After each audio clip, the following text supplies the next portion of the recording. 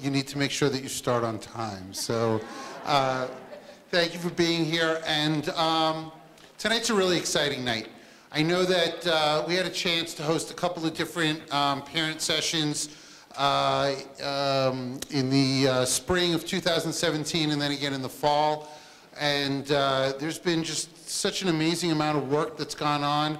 And tonight is going to be a very deep and intense dive of information and really hopefully an ability to provide parents with a great detail of understanding as to why we've embarked on this journey, what the steps in the journey have been along the way, ultimately the decisions that we've come to as a scheduling committee, and then just as importantly, what are the next steps? Because with any good decision that you make, you need to make sure that you have a good implementation plan, and ultimately, this is our kids that we're talking about, so something that's very important to us. So we're really excited that you're here. I'm going to be leading a great majority of tonight's presentation.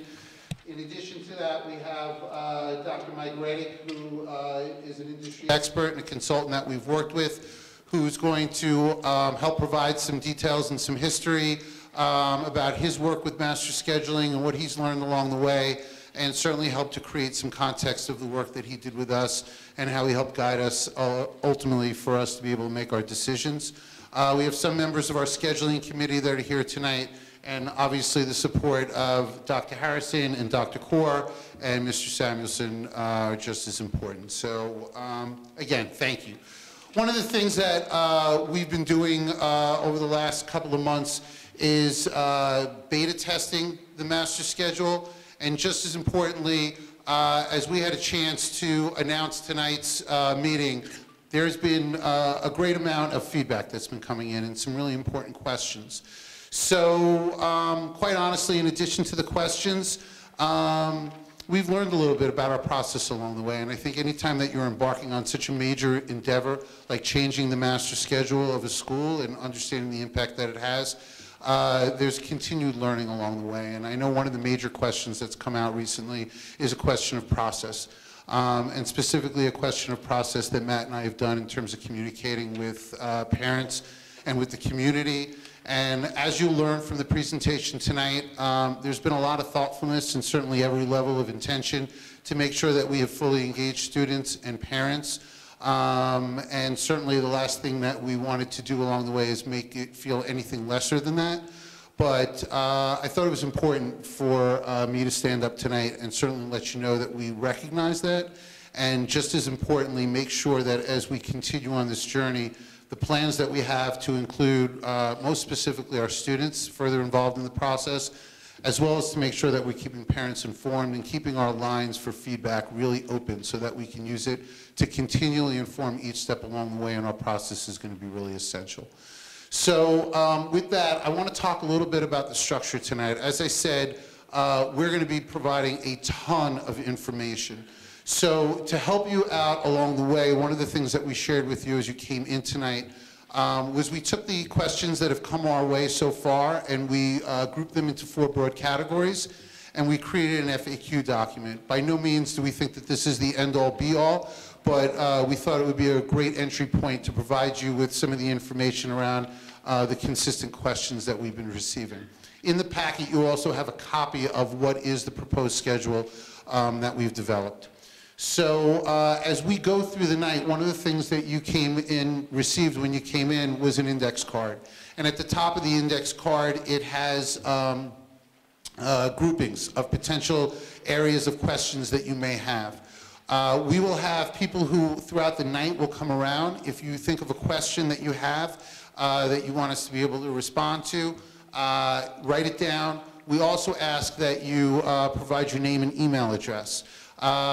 We realize that there is a ton of information you're going to get tonight, and in a chance to be respectful around time, we may not have a chance to get to every question tonight. In addition to that, there's a possibility that some of the questions that you ask may be super specific, and we want to have the opportunity to either follow up directly with you or make sure that it's part of our ongoing document. So the FAQ document that you have here is actually a Google Doc that will be shared shortly after the presentation.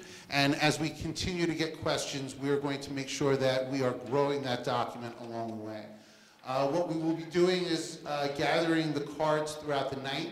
We will be sorting them. We will look for those questions that are most common and create a priority around them, because obviously if they're the most common questions, they're the ones that are burning and we want to make sure that we get to.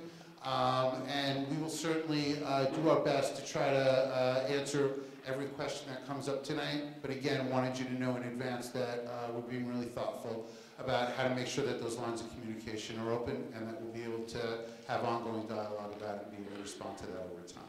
So David, you're not going to allow people to ask questions openly? So we're not going to have an opportunity to come to a mic, Eric, and ask questions that way, but we want to make sure that we're gathering every question we have. Where people can ask questions on a microphone to you and to the regular committee? So we haven't set up for tonight's format to be where people will come to a microphone and ask questions in that manner. But again, by writing them down, we want to make sure that we take the time to be able to address every one of the questions that come up. You will address all the questions tonight? I don't know that we're going to necessarily have the time tonight to be able to address every single question that may come up. Certainly we want to make sure that we're being thoughtful in answering the questions. And that's why we set up the process that we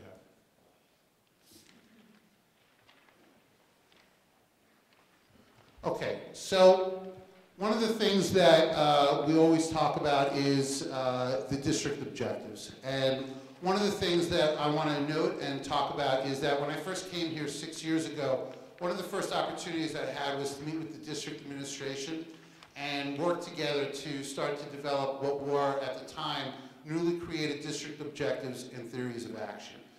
And through this process, it really became at the forefront of the work that we've been doing at the high school.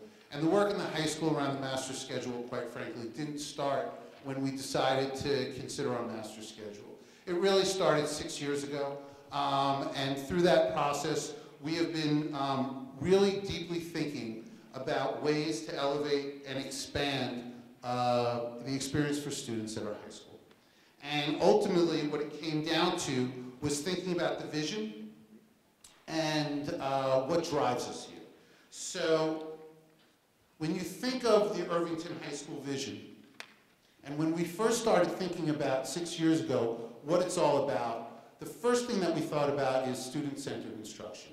We were looking for experiences that were happening for our students in the classroom, and really thinking about how do we start to broaden that. So it's happened through professional development, it's happened through teachers exploring their curriculum development, it's happened in a lot of ways, but there's been a great attention, and you've probably heard the expression, how do we teach thinking? So that really is ultimately the curriculum that we've been talking about.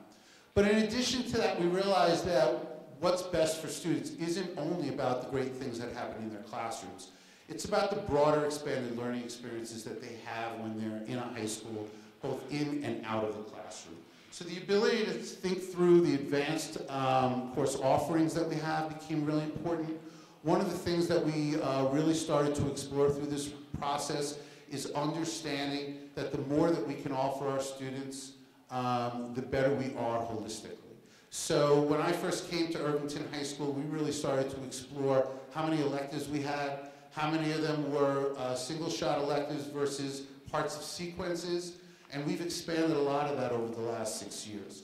And I bring it up because it's been part of our philosophy all along the way, and it was just as strong as we entered into this process to look at the master schedule as it was when we first started engaging in this work at the time that I came here. We've also looked at opportunities to enhance student leadership. So I know that we've had a peer leadership program, but looking at ways to develop that and add to that. We've constantly been looking for ways to be able to get our students involved in the creation of clubs, elevating their experiences as leaders in our student council, and really making sure that we provide ways for students to be able to support one another and make that difference. In addition to that, we've also looked for ways to enhance our counseling program. and really thinking about how our counselors align with our students on their goal-setting journey for post-secondary careers.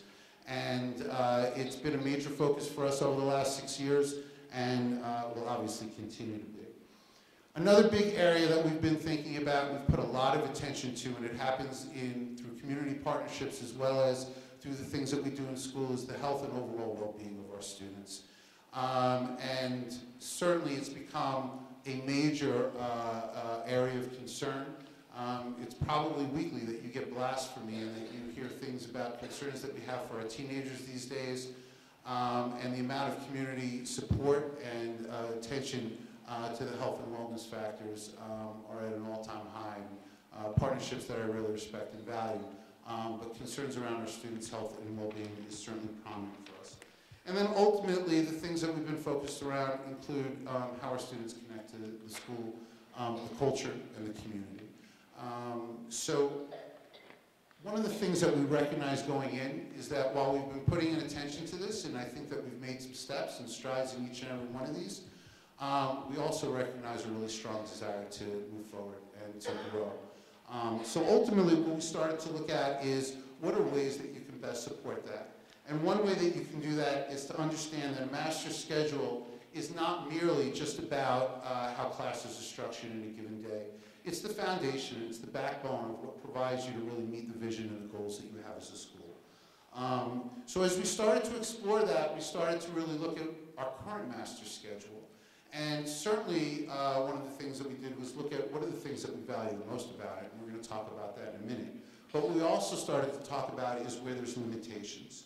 So one of the things that we're limited by in our current master schedule is having the same size periods, 42 minutes every single day, limits the ability to have flexibility as teachers in those classrooms. So it doesn't necessarily mean that it's a bad model, but you're locked into one model. In addition to that, our current structure limits the ability for students to access extra help and to access clubs.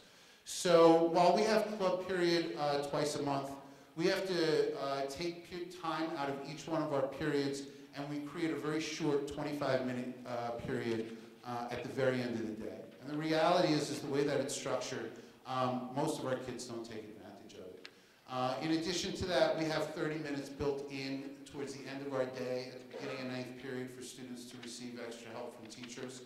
Often, we're pulling teachers to be doing important meetings or tasks, and more importantly, the great majority of our students are in the music program. So often, the time that we've created for students and teachers to be able to meet is not a great function of what actually takes place. So our teachers work very hard to try to make themselves available for students, but often having them align themselves at the same time when both are free becomes really challenging in our current schedule. And the other thing, and we started talking about, we're very limited in healthy pauses in our school day. So we run a very traditional 42-minute period model. We have 10 periods in our day. Students start at 7:50 and they go until 2:35 if they go through 8th period. And if they take a music class, then they go until 3:20. Some of our students bypass lunch. So that means that they're going the entire day with no break in their day, class after class, and that doesn't even mention then what happens when they get home. And they have homework in the great majority of those classes, and that's their schedule every day with no break and no pause. We saw that as a tremendous limitation and one that really doesn't fit the full and overall vision that we've talked about. So ultimately, we've been working hard to try to design a master schedule that meets our core beliefs and really supports learning for both students and our faculty. The other thing that we realized is when students often take part in other activities like peer leadership, we pull them out of class. So it's yet another drain from our regular academic day. There are times where we need to have a team meeting or have meetings with teachers, and we've pulled them out of class. So we were also looking for a way to make sure that we were keeping our instruction as sacred as possible.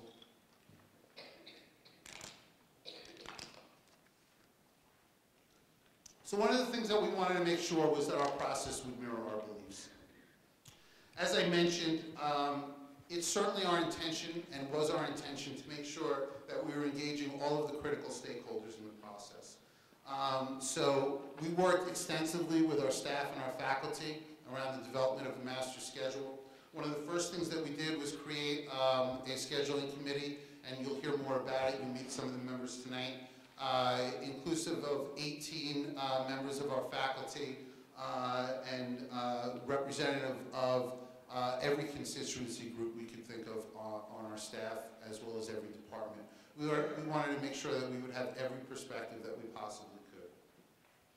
In addition to that, we engaged our faculty in a number of broad discussions through our faculty meetings. As we made progress throughout the way, we would come back, we would provide them with information, we would provide opportunities to gain more insights and feedback from them. And through each level of that, we were able to bring that back to the scheduling committee and use it as data points to help inform our process. Another thing that we did was engage Mike Reddick in the process. As I mentioned, he is an expert in the field, and certainly understood that being able to partner with him was going to provide us with a lot of great insights. But in addition to that, it also provided us with networking.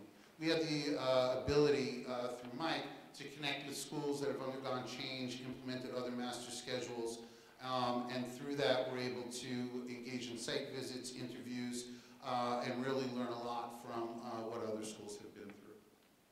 In addition to that, we engaged our students. So in the spring of 2017, we hosted 2 focus groups of students. We went through a process of identifying a list of about 20 different attributes. We were thinking of sort of every attribute we could think of in a student, because one of the things that we wanted to make sure was that we had a full representative group of students in the room that could speak to us from all perspectives. So that could include everything from students that are engaged in athletics to students that are engaged in the arts, students that take a lot of electives, students with special needs and classifications, students that are taking a large number of AP classes and honors classes. And then what we did was we asked our entire faculty to not only recommend students that would sit on our focus groups, but to then check off the boxes, so that when we went back through and we analyzed the list, we made sure that we had as representative a group, including grades at the time, that we could have. And we also, as I had mentioned, hosted our parent forums and provided the ability to post those and to be able to have an ability to hear from the parents, provide information, and gather feedback along the way. All of this certainly doesn't end tonight. As I mentioned, we recognize that there was some learning along the way. I think tonight is the next important step in that process. The ability for us to make sure that we keep open forums and continue to get feedback from you, have questions that come up, and have opportunities to respond to them are going to be really important. So most importantly, I say thank you. I really appreciate you being here tonight. So as we continue to look ahead, I think what's important is to understand this intense and really deep and amazing journey that we've been on. So we had reached out to the faculty, and we offered for faculty members to be part of the scheduling committee. And as I said, we made sure that it was a representative group. The members of the scheduling committee, in a couple of slides ahead, you'll see, put together their own thoughts around just how representative it is and the thinking that went behind it. But ultimately, it became very important for us to understand a process that would help lead us to getting to a better place. So we brought on Mike Reddick.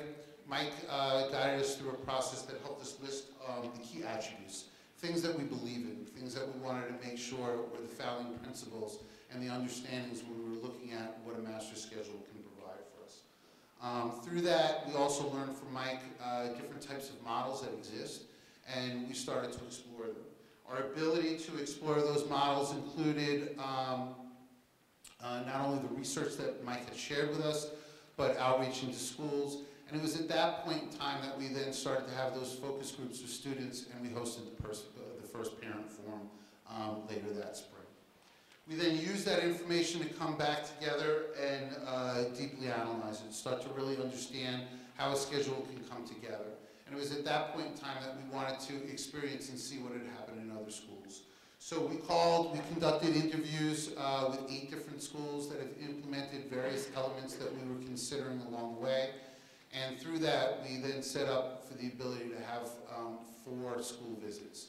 So the members of the scheduling committee split up, and in many cases, people went on more than one visit. And we visited 2 schools in the local area and 2 schools in Pennsylvania. Ultimately, we were looking for schools that, most importantly, had implemented the elements that we were looking for. So those elements included block scheduling. We were looking at the time for a drop model schedule. We were considering something called intervention enrichment, which we'll get into deeper in a little while. And we were considering unit lunch. So we wanted to make sure that we visited schools that had implemented any of those elements, and in some cases, multiple elements. So we went to Warwick, New York. We went to Suffolk, New York. We went to a school called Lower Merion in Pennsylvania, and we went to a school called Southern Lehigh in Pennsylvania.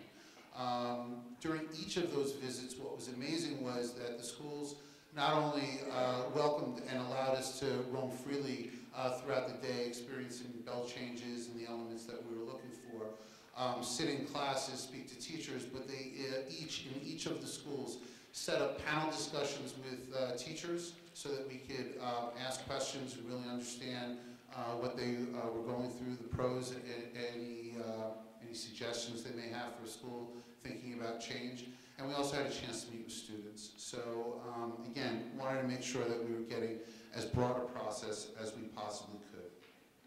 Ultimately, through all these steps and continuing our work with the faculty, the scheduling committee came to a decision. And the decision is the schedule that's in your packet.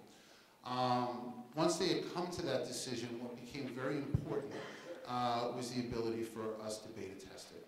So last year, it was in the spring that the scheduling committee had really settled on feeling like we had found the right model. And we were excited about it. And at the time, I put out information about hosting a parent night because we were eager and ready to really start communicating and sharing what we felt was really great work. And one of the things that became really apparent to us was that we hadn't tested the schedule yet.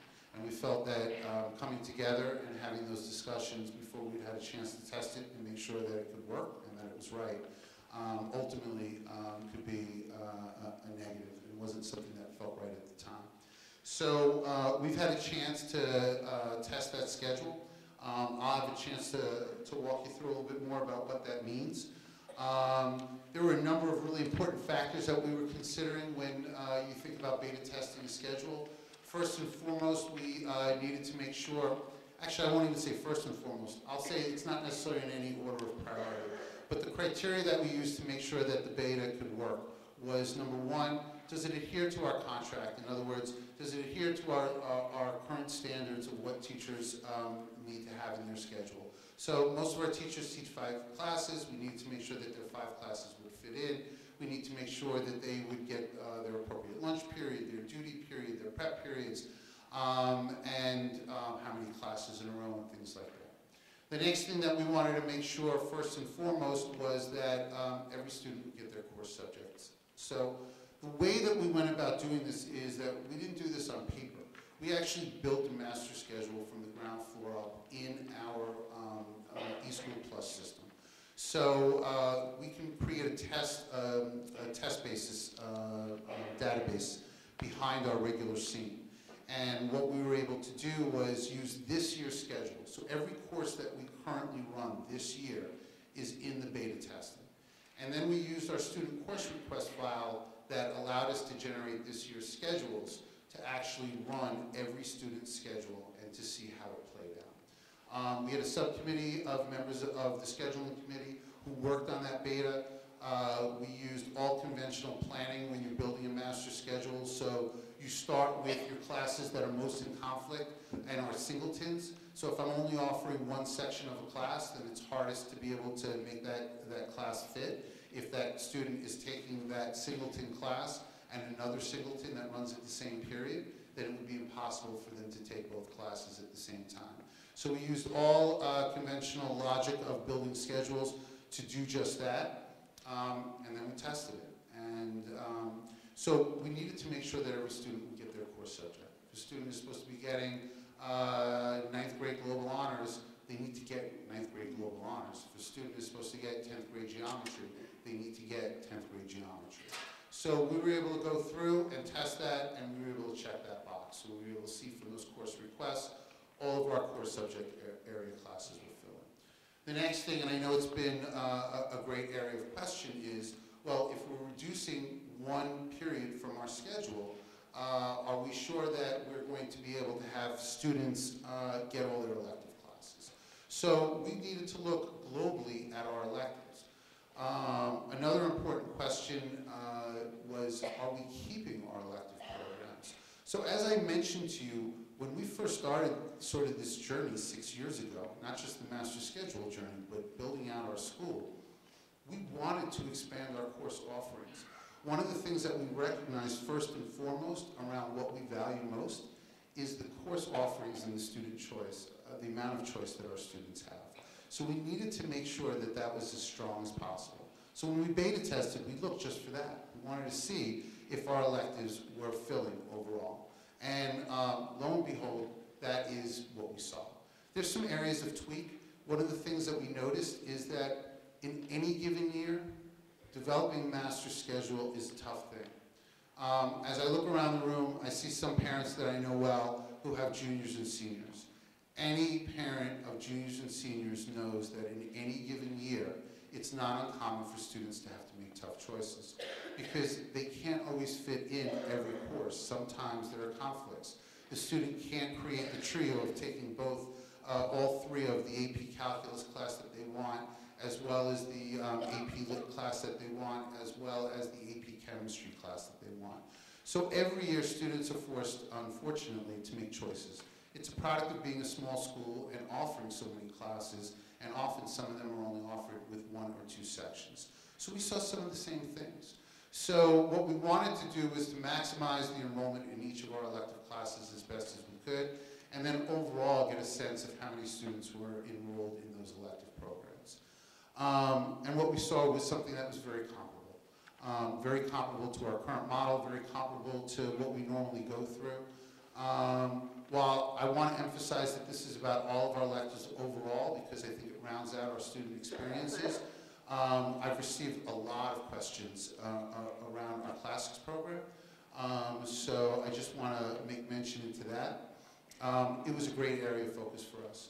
I would say with great pride that I think we probably have the greatest classics program in the country, certainly for any public school, but I'll put it up against any high school that there is out there, and making sure that we were able to appropriately enroll that program was one of the aspects that we considered. So we were able to do that.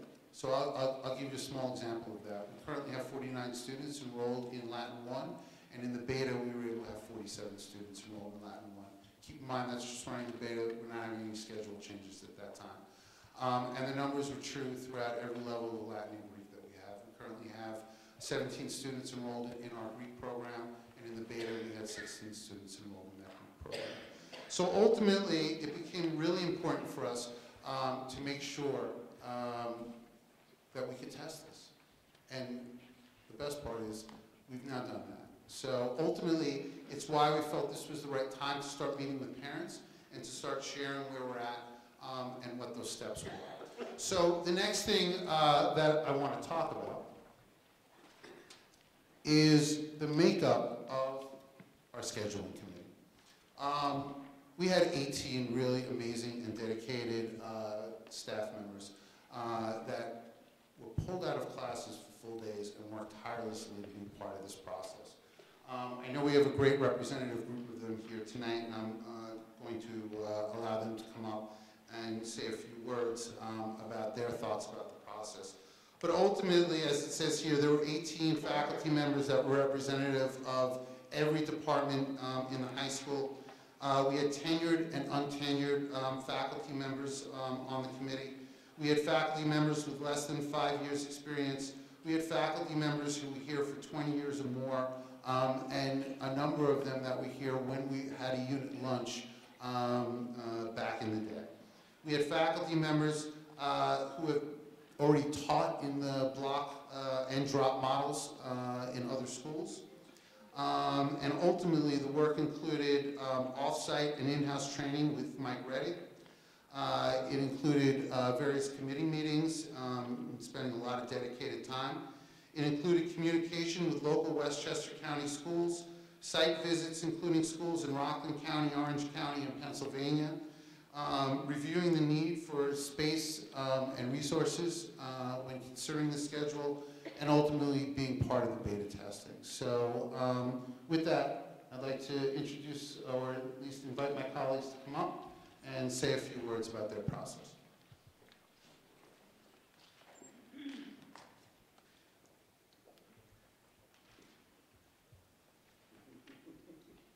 Hi there. I am Carlene Julian, one of the dinosaurs that Dave just spoke about that has been here 20 plus years and was here during that unit lunch, so hence the need for my glasses as well. We are very proud to be here tonight as members of the committee, including Jen Lentini, Ms. Diana Cassidy, Mr. Ray Serrano, and Ms. Donna Devaney. We are really thrilled to be able to give you a little bit of a perspective that we have felt we've gone through and have had the opportunity to work within over the last 2 years as we've tried to create this very comprehensive and really important schedule for our kids, your kids. 2 years ago, when the discussion about a new master schedule began, there were several reasons that such a large, comprehensive, representative group of faculty volunteered to be a part of the creation of the schedule and to dedicate the time that was going to be necessary for this endeavor. We believed that a change was necessary to best support our students and also to do our best work as educators. Our kids are under enormous pressure every day, task to task and period to period and assignment to assignment, just a stress that has really come forth and really become present. And we felt that that was one of the major considerations at the forefront of our work. We believed that a change was really necessary to support our students and to support our best work with them. We knew that we had to better structure the school day to not only encourage and engage our students in the best possible way, but to also foster a community here at the high school that was a strong community where we came together to reduce that stress and to foster our best academic growth and our best academic learning. After spending days devoted to work with Mike Reddick, we knew that there were viable solutions to do just this. Hundreds of hours have been spent by the committee to develop what we consider to be a thoughtful, supportive schedule that both encompasses our academic rigor, but also that considers the needs that we have as a small shared campus with many shared staff. We recognize that this entire process has brought about much apprehension, questions, concerns, and we want to share that it brought the same for us. We had those same apprehensions, we've had those same questions, but again, we have spent much time delving into those and really taking time to look at each individual piece of our work to make sure that we have created the best. We really believe that together, we will continue to do just that. We feel that we have come up with a schedule that will best meet all of our needs and all of our kids' needs. Our guarantee as the faculty on this committee is to remain committed to the continued preparation necessary to introduce and to implement this schedule. We have believed in our work since our first opportunity to volunteer to be on this committee. We've believed in our work since first we introduced to Mr. Mike Reddy, who has taken us through this journey and the different solutions and the different types of schedules that we've been able to really take a close look at and make a decision about. And we have been committed, and we will remain committed. We will remain committed until we are able to implement this for the best for our kids. Our kids, your kids, have always been the focus of Irvington schools and Irvington High School, and that's not going to change with the new schedule. So we appreciate that we have had the opportunity to represent our perceptions tonight and our perspective, but our message tonight is really We are doing this for a better high school and for our kids. Thank you.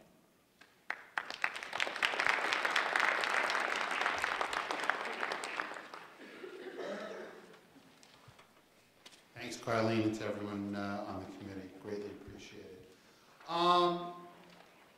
You know, ultimately, we began our work with Mike, and one of the first things that he engaged us in was a process of figuring out what we believe in, what do we value, what is it that exists in our current master schedule that we needed to make sure that we would hang on to, and what are the things that we were looking for that potentially our current master schedule wasn't allowing us to provide. And ultimately, as a scheduling committee, we came up with a very exhaustive list. Mike took us through a process of ranking and starting to narrow that list down and trying to put it into really important and tangible terms. And then what we did was we brought this entire list and went back to our faculty with it. And we wanted to make sure that the entire faculty was looking through and having an opportunity to do just that as well. And through that, we developed the list that you see up here on the board. And ultimately, the things that we felt that we valued the most were student choice, the ability for the course options, mandatory lunch, quality of life breaks, making sure that we were understanding of that and making sure that we were considering the importance of that within anyone's school day. Establishing the balance between scheduled classes and special activities for both students and teachers. Considering perhaps having fewer periods in a given day in order to support a healthier balance between advancing student learning and their overall workload. True extra help and enrichment time built into the schedule. Period lengths that support flexible teaching models, including opportunities for more hands-on explorations. Achieving an appropriate balance between the duration of class periods and the frequency with which they meet within an acceptable level of choice. Non-conflicting music periods to ensure students can take music without omitting other courses from their schedule. Time for students to experience clubs and assemblies within their regular schedule, and creating time in our day where students can meet with teachers and counselors to foster the mentor-mentee relationship. We're going to come back to this at the end of the presentation because ultimately, I can't emphasize this slide enough. This became the essence and the mantra with which we kept coming back to. Anytime we felt like we had questions we weren't sure what to do, we came back to this slide, and as a committee, it helped guide us. So in a second, I'm going to introduce you to Dr. Reddick, and he's going to provide you with some insights. Before that, I want to go back to some process. So we handed out those index cards at the beginning of the night. As your questions start to emerge, if you've written them down already, or as the presentation continues, please just hold up the card. We have people who come around and we'll collect those cards so that we can start to go through them and work as hard as we can tonight to make sure that we're responding to them. So thank you for already doing that. Most importantly, ladies and gentlemen, it's a great privilege. Here's Dr. Mike Reddick.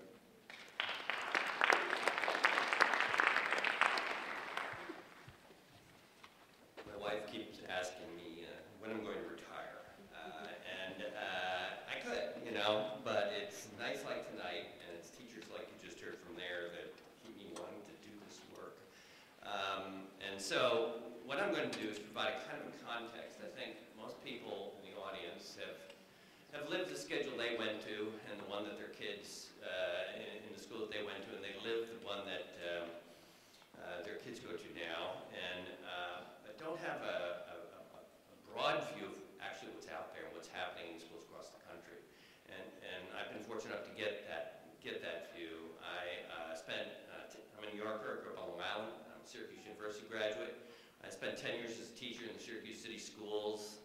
I ended up with an administrative job in Virginia and spent 6 years as a principal in Virginia. And then for the next, I went back and got a PhD at the University of Virginia in educational leadership. And for the next 15 years, I trained principals at James Madison University in Virginia, where I ran the leadership program there.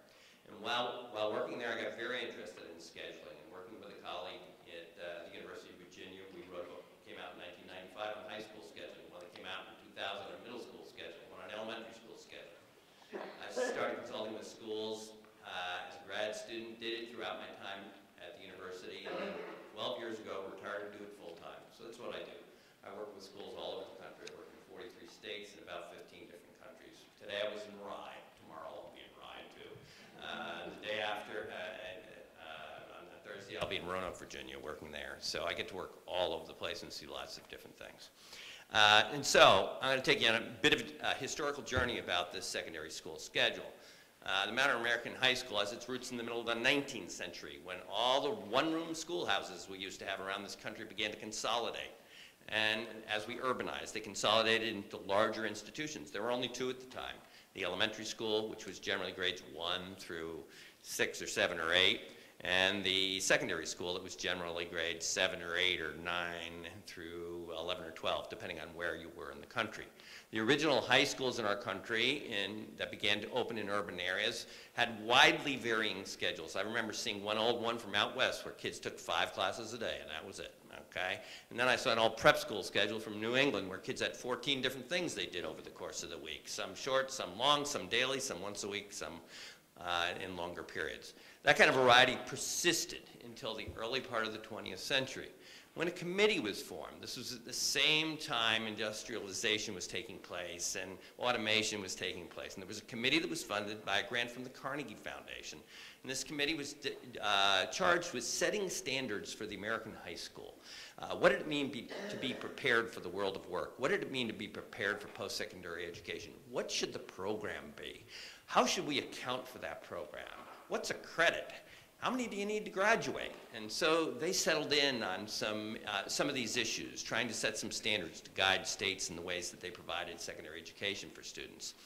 And as part of their work, they coined a term, and that term was the Carnegie Unit. They said we'd recognize any class that met for about 120 hours a year, 120 hours a year, and give 1 credit to that. And that was going to be the accounting unit for high school education. And so schools, when they heard that, began to fall in line. And they interpreted it in a way that the schedule that became ubiquitous in our country was a 6-period day. 6-period day was everywhere in this country in the early part of the 20th century. Lunch was a separate, shorter period built in and around those periods, and those periods were about an hour long, okay? And kids took 6 classes in them. Now, this schedule doesn't exist in this area, but it is quite prevalent out west, and it's quite prevalent in the south. It still exists in those places. In fact, many fine communities out west still operate a 6-period day. I've been working in Everett, Washington. It's a bedroom community of Microsoft. And the reason I've been working there is they just upped their graduation requirements to 24, so that it's getting pretty tight with a 6-period day, as you might guess if you can do math. And so they're looking at different things now, but they still have a 6-period schedule. In most parts of the country, though, 6-period schedule has changed. And why has it changed? Well, about 35 years ago, there was another committee that was formed and wrote a report. It was called A Nation at Risk. And one of the conclusions of that report, and one of the criticisms of that report was about the rigor of high school. And what began to happen in states across the country at that time was to increase the, quote, rigor of high school. Schools began to increase the number of credits that students had to take to graduate from high school. I believe when I graduated in 1969 from Comac High School North, I could graduate with 16 or 17 credits. That was about it, okay? What is it now around the country? It's 22, it's 23, it's 24. My state of Virginia, the advanced diploma is 26. The highest local graduation requirements I've seen anywhere in the country are 30 credits that kids have to get to earn their diploma. And when that began to occur, that steady increase in the number of credits, a schedule like the 6-period day became very restrictive. Why? Because if you think about a 6-period day, a kid can only take English, math, science, social studies, world language, and they've got room for PE and health. Where is the room for everything else we care about? All the other passion courses that kids want to be involved in, the music, the arts, the technology, or anything like that. There isn't room for those in a 6-period day. What many schools across the country did in response to that was to not change their schedule originally.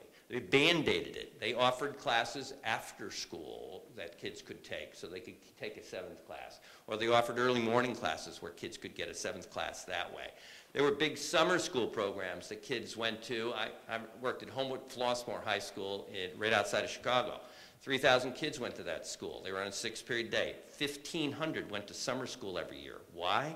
to take a required course during the summer, get it out of the way so they had room in their schedule to be in the band or to get the kind of elective they wanted, okay?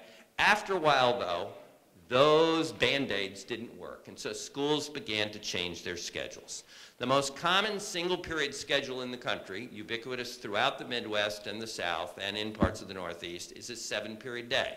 This is a 7-period day with a separate shorter lunch period built in and around those periods so kids can take 7 classes in this. Typically, the periods in a 7-period day are about 50 minutes in length, 45 to 50, depending on the length of the school day that you find wherever you are.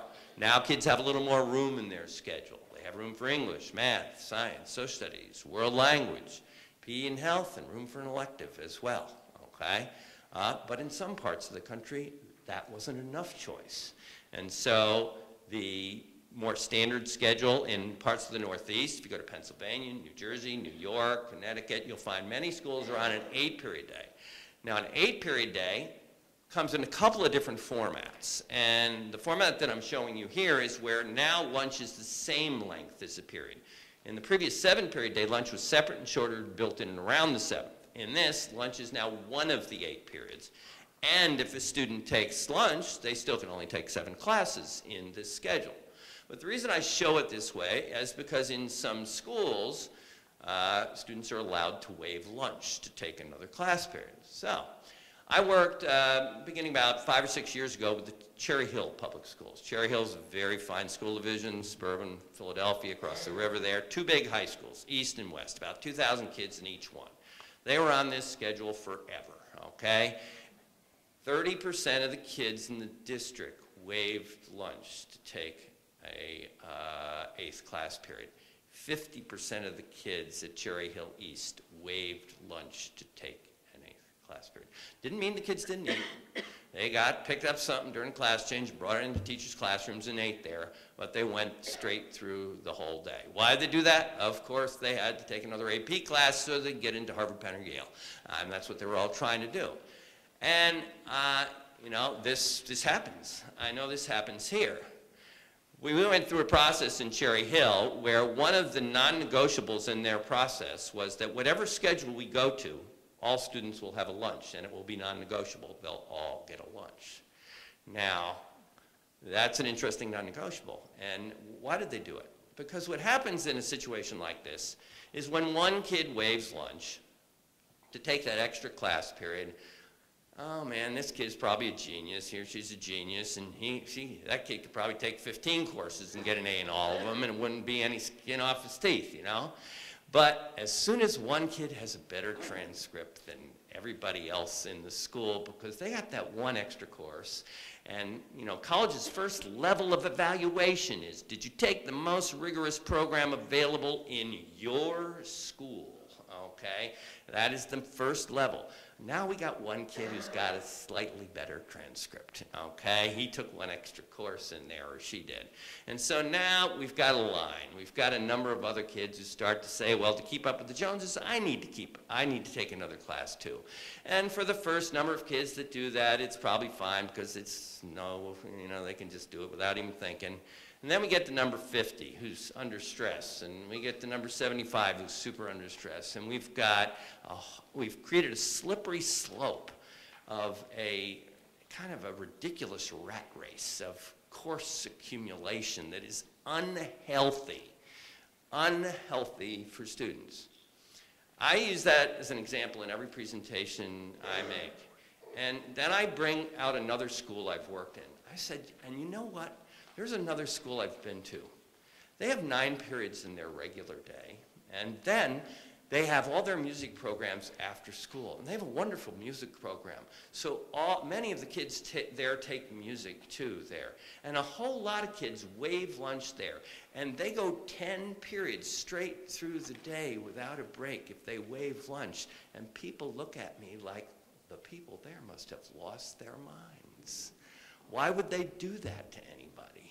You know, what kind of stress are kids under when we do that to them?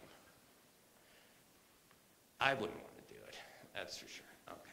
So, more typical in an 8-period day, and I use this example. Cherry Hill, by the way, no longer does this schedule. I'll show you the schedule they do when I get to it. The more typical of an 8-period day is an 8-period day with a separate shorter lunch built in and around it, or like you have, a 9-period day where lunch is one of those periods. The 9-period schedule is something that you would only find in Pennsylvania, New Jersey, New York, Connecticut, maybe in some of the other northeastern states. You wouldn't find it in the Mid-Atlantic. You wouldn't find it out in the Midwest or the West either. I never see that there. So it's pretty much a Northeast kind of a thing. And but that's the most periods I've seen in anybody's schedule is 10 at the high school level. The shortest periods I've seen anywhere in the country are 36 minutes, okay, in a high school schedule, and they were in New York as well. Because in New York, the Carnegie Unit standard for hours in a course is 108 hours a year, and 108 hours a year over 180 days is a 36-minute period, so you can get away with a 36-minute period in New York. When I'm somewhere else and I'm talking about scheduling, and I mentioned that there are some schools in the country where teachers actually have to teach students in 36 minutes, they look at me like I must have lost my mind. How could you do anything in a 36-minute period, or a 40-minute period, or a 42-minute period? Okay, and so there's been 2 attempts to change the way that secondary schools in our country structure their day. One of those attempts was precipitated by a book that was written by a guy, no kidding, named Trump, that came out in 1959. No relation as far as I know, but it was the greatest book ever. And no relation, no. But it was a really exciting kind of interesting concept that Mr. Trump had, and that was the notion of dividing our day into chunks of time, modules. And we'd have, I'll use it as an example, 15-minute modules. We might have 15-minute chunks of the day. And we'd combine those chunks of the day together to form periods of differing lengths. And we'd assign those different length periods on different meeting patterns throughout the week to the different disciplines based upon their instructional preference for how their course ought to be offered. So, for example, those courses that prefer to meet more frequently versus being longer and less frequent, like perhaps mathematics, perhaps world language, perhaps the performing arts, okay, might get assigned 5 3-mod classes a week with each one of their sections, or a 45-minute period every day. Those classes that prefer to meet in a longer format, like the arts or technology or perhaps English or social science or sciences, might get assigned 2 or 3 6-mod classes per week that met in about 90 minutes in length. Then you might have some classes that were a bit schizophrenic. Usually the science people, they want a little bit of short and a little bit of long. So could you give them 2 3-mod classes a week that were 45 and 2 6-mod classes a week that were 90, you know? And so schools around the country tried to put schedules together like that. At its height in the late 60s and 70s, about 15% of the high schools and junior high schools did a schedule like that, and with different length periods that rotated throughout the week. And almost nobody does it now. Why? Well, there were holes in the schedule. Kids had holes in their schedule. They would have, a 3-mod class, and then 2 mods before their next class started. And they had a 6-mod class, and then, open mods. And every administration in the country had rules about that, but kids had other ideas about it. And, and it became a supervisory nightmare. There was one school in the area that was on a flexible modular schedule for years, and they changed about 8 or 10 years ago away from it, and that was Horace Greeley in Chappaqua. They had a flex mod schedule for years and years and years. They have what's known as a drop block schedule right now. I'll show you what they're doing in a moment. So that petered out and went away. The next change attempt that we had developed in Canada in the late 70s, and that's when some schools in Canada began to semesterize their schedules. And these schools in Canada began to do a model that's called the 4x4 schedule. But why have schools in our country looked at block-type schedules? Okay. One of the reasons I would say is that, and the biggest one I see now, because the original flush of interest in block scheduling was in the 90s. It was in the 90s, okay? But there's been a renewed interest in that. And most of that has been driven by frustration with the inflexibility of short periods for doing the kinds of instructional activities our teachers want to engage our students in. When you want to engage your students more in project-based learning, problem-based learning, in laboratory-type experiences, you know, science isn't the only subject that would benefit occasionally from a longer period in the schedule. There are plenty of other subjects that have extended activities that are beneficially taught in longer periods of time. It is not just science. We've always accommodated science because of the knowledge that their laboratory work didn't fit well into a 40-minute period. That's true of many other classes on occasion, too. Maybe not all the time, but certainly on occasion. So I think that's been one of the drivers. I think that as schools around the country began to increase the number of periods in their schedule, they also, and to increase students' choice, they also wanted to sort of balance out the stress levels within that schedule by having schedules where classes didn't meet every day, even though they still got an extended amount of choice. I'll speak to the last one, too. I think lots of schools that have very rigorous curriculums have considered blocking because they want to maintain their rigorous curriculum, but reduce the stress level some. And blocking offers that some. Just not having all of your classes every day reduces some of the stress on both teachers and students. So what have the models been that have been adopted? As I said, they began talking about this in Canada in the late 70s and implementing it in British Columbia and Ontario. And one of the first schedules that they did was something that was called the 4x4 schedule. We call it the 4x4 schedule in the States. Trickled into Colorado in the late 80s, jumped to the East Coast in the early 90s. What is this schedule? Well, in this schedule, kids take 4 classes a semester. They only take 4 classes a semester. They meet every day for about 90 minutes, and then they take 4 new ones the next semester, okay? It's very college-y in a way. Fewer classes each semester. It's different than college in that the classes that you take each semester meet every day. That is different than college. That's not like a college schedule. This schedule is quite common in certain states in our country. Almost every state that does it, though, doesn't do it for all courses. It doesn't work well for some courses, like music. Music needs to go year-long.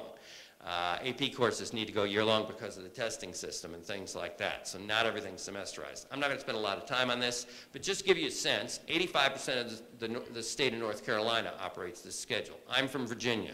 1/3 of our high schools operate this schedule. If you go to Maryland, significant proportions of Maryland and Pennsylvania operate this schedule. If you go to upstate New York, there's plenty of high schools that operate this schedule. My best guess is somewhere between 15 to 20% of the schools in the country operate a schedule that looks like this.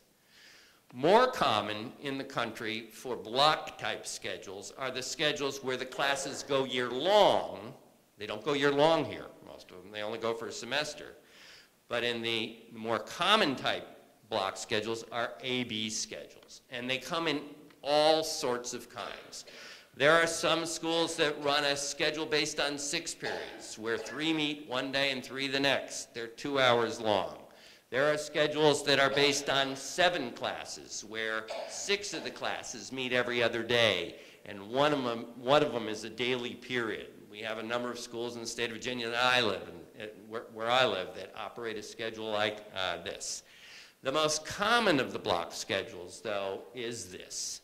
And it's ubiquitous across the country. It's an 8 AB schedule. It's where kids take 4 classes one day, 4 the next. All of their classes meet every other day all year long. It's all over the place. And in fact, when I work internationally, and the international work I've done probably in 15 or 16 different countries now, is all with expat schools. So where English is the language of instruction. So in the American School of Dubai, Singapore American School, Frankfurt International School, English is the language of instruction. And most of those schools run this schedule. They do one interesting thing to it, though. They rotate all the blocks over an 8-day cycle. So can you picture what I just said there? So if you go to the Singapore American School, their schedule would be A Day 1357, B Day 2468, C Day 3571, B Day 4682, and so forth, right through an 8-day cycle is what they would do. So it's ubiquitous in the English-speaking international expat schools that I've worked with, and it's all over the country too, so it's the most common. Now, one of the things that David said earlier is true, and that is that your schedule is a one-size-fits-all schedule. Everything is put into periods that are 42 minutes in length, except science, who gets the double lab period, okay? And, but it's a one-size-fits-all schedule, and any of the period schedules I just showed you were one-size-fits-all schedule. This is a one-size-fits-all schedule. It puts everything in blocks that meet every other day. The only schedule that's not a kind of one-size-fits-all schedule, where all classes are in the same format, is that flex mod schedule that I mentioned before, but that's so difficult to implement, it's rarely done, okay?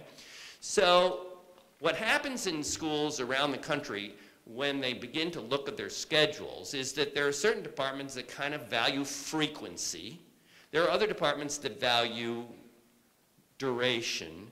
And there's a debate that occurs. There was a debate in this school. There's a debate in every school I go in about this whole issue of frequency and duration. And so what some schools do is come to hybrid schedules, okay? And for example, this is a hybrid schedule. It's an 8-period hybrid schedule, lunch separate and shorter, built in and around the periods.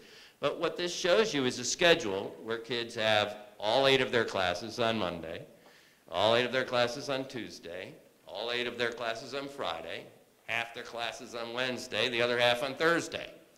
So the classes meet 4 times a week there, okay? It's a hybrid period block schedule.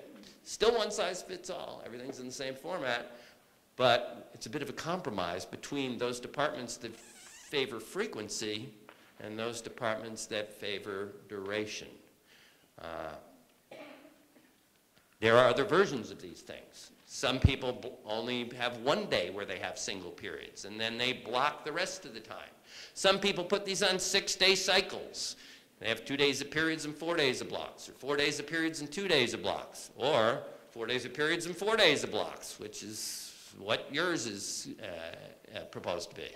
So all of these are hybrids that are kind of compromise schedules to get to a middling point between departments that value different aspects of a schedule for the delivery of their courses. So that's another set of schedules, the A-B type schedules. Now there's another set of schedules. These are called drop schedules, and some of you have heard of them. There are schools in the area. They visited some drop scheduled schools.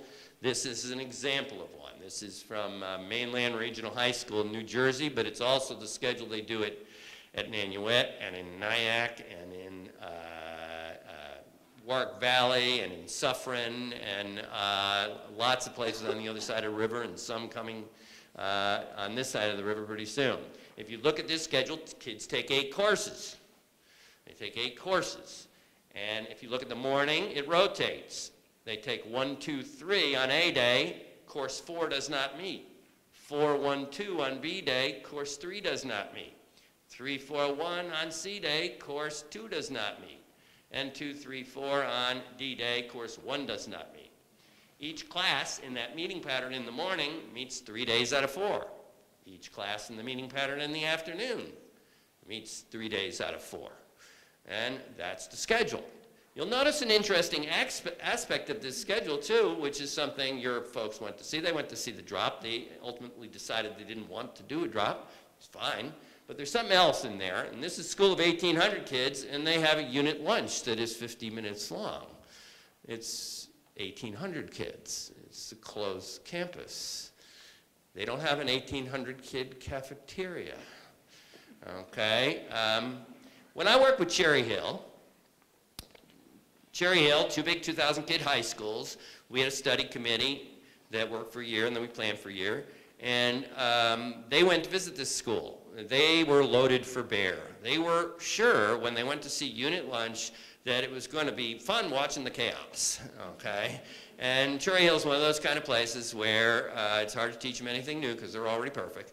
But, you know, even if they're just cruising on gene pool, but their committee went there. They came back and they said, we're not sure what schedule we want, but we know we want a unit lunch. And right now, the 2,000-kid high schools in Cherry Hill, New Jersey, have a 62-minute unit lunch in the middle of the day. That's what they have. And there are 2,000 kids at both of those high schools. They're the biggest high schools I know that have a unit lunch. Okay? So you know, people look askance at that sometimes.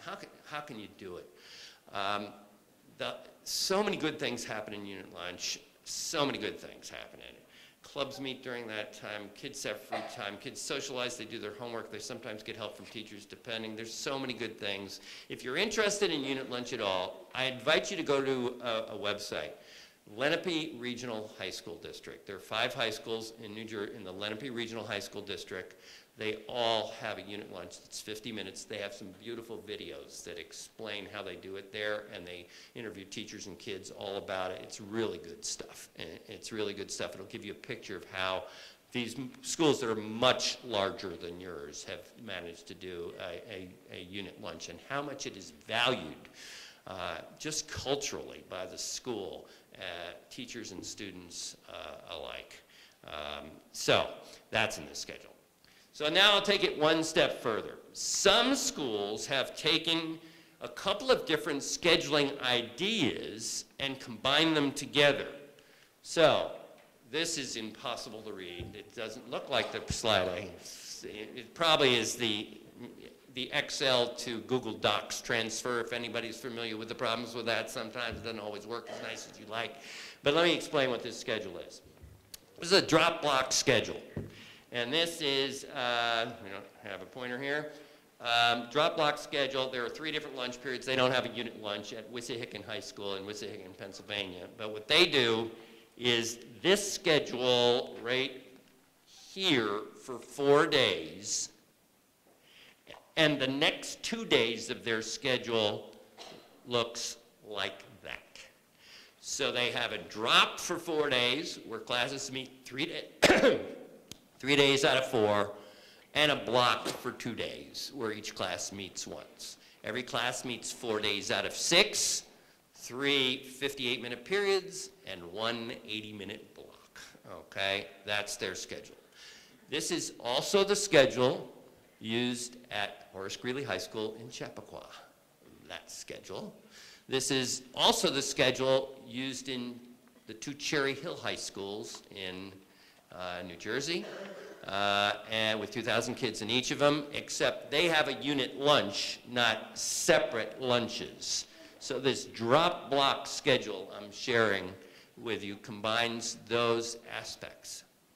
Your committee decided ultimately not to combine those aspects. They decided to combine the aspects of periods and blocks to come up with kind of a compromise schedule they thought would be best for your programs, all your programs, and your students. To sum up my kind of context about scheduling right now, if I were to look at the country in my work with it, I'd say about half the country is still in periods. The most common period schedule in the country is a 7-period day. With a separate shorter lunch built in and around it. So most kids in the country in a period schedule will be in a 7-period schedule. In the Northeast, it'd either be an 8-period day with a separate shorter lunch or a 9-period day in the Northeast in periods. And about half the schools in the country are in some other kind of schedule. The 2 most common would be the 4x4 semester block schedule with probably, 15% of the schools on. More common than that would be an AB type schedule, the 8AB schedule. And then drops and combination plans are less common out there. But about half the country is doing something else with their schedule other than periods that meet on every day. One might ask, What does the research say? Well, the research is inconclusive, as you might guess, or we wouldn't have all this variety. If the research, and there's been research done, there hasn't been much research done on scheduling type and its impact on achievement recently. There was some done in the 90s, but it was not conclusive. Studies came out with different conclusions. And if there was a conclusive body of research pointing us to the right schedule to do, everybody would be doing it, and we wouldn't be here right now, okay? We wouldn't be considering doing something else, and I wouldn't be doing this at all. So there's that. What about finding the right schedule? How do schools go about do that? Your process has made a lot of sense to me, okay? They establish priorities. You know, I asked them to critique the current schedule, and, you know, in two ways. What's good about it do you want to maintain? What do you don't like about it that you'd like to change? And then I asked them to look at those two lists and come up with, if there were an ideal schedule, what attributes would that ideal schedule have? And so we listed out those potential attributes, some of which were in conflict with each other, because one person's ideal is not another one's, you know. They were in conflict. Then we asked them, we went through a ranking process, and we got a sense of the group, and those were the attributes that David shared with you earlier. We did that. And then what I did is I presented all these models in much more detail than you just got, which you're glad you weren't there, over, you know, a time period, and we evaluated those models against the valued attributes and narrowed it down to about 3 or 4 different options that we considered. And that's when the committee started to go visit and call and collect other data about the various aspects of those options. All of that makes sense to me. They've made their decisions, okay? They've come to their decision, and now they're in the preparation process. What are the things we have to do in the preparation process? In your schedule, you are changing the format of instruction from not always periods to blocks. Many teachers, except for the science folks, or ones who've taught in other schools, are unfamiliar with teaching in a longer period. They've probably been taught lots of strategies that'll work quite well in there, but some attention is going to have to be given to professional development for teaching in the block. Every school that goes through this has to do that. The next thing that has to be done is your classes currently meet, most classes meet daily for 42 minutes for 180 days. They are now going to meet, you know, 4 days, or 2 days in periods, and then 1 day in a block, and 2 days in periods, and 1 day in a block. They're going to meet 135 times over the school year in a mix of periods and blocks. Departments have to have time to work to reconceptualize, repackage their course so they can still contain the same curriculum. And so work time has to be provided for teachers to do that. That's something that has to be done as well in preparation.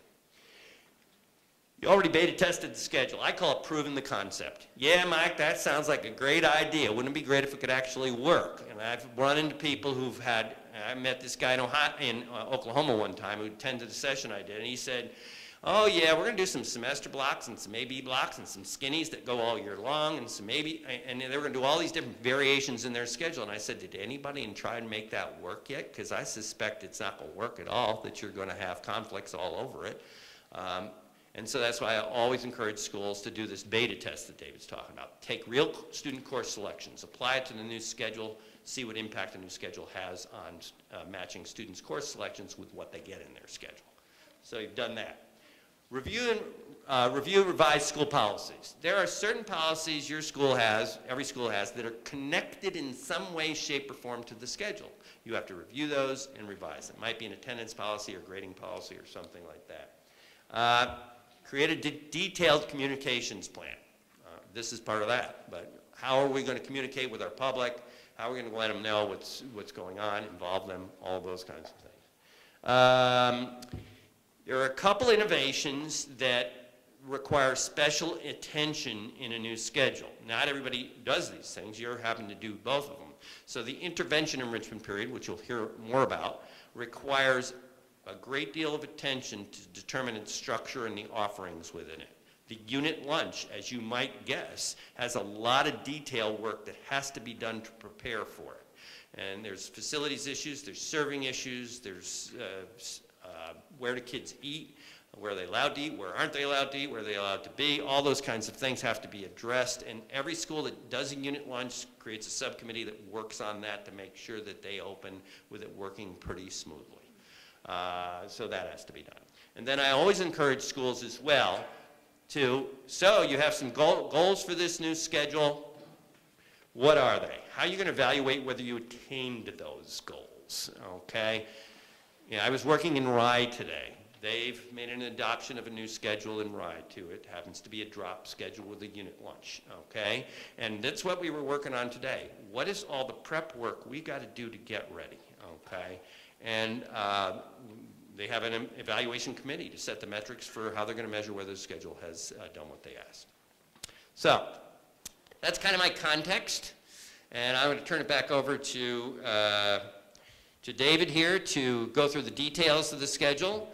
But you already know what it is. It's a hybrid period block schedule is what you have. It's on a, he'll explain the meeting pattern and all to you.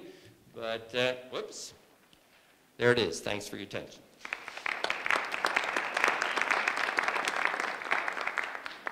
Thanks, Mike. So in your packet, you already have what's here. But what I want to do is take you through the detail, not just from a logistical standpoint, but really through the Irvington lens and the ability for us to start to understand why these factors are in place. So first and foremost, let me talk to you a little bit about the structure of why a hybrid model.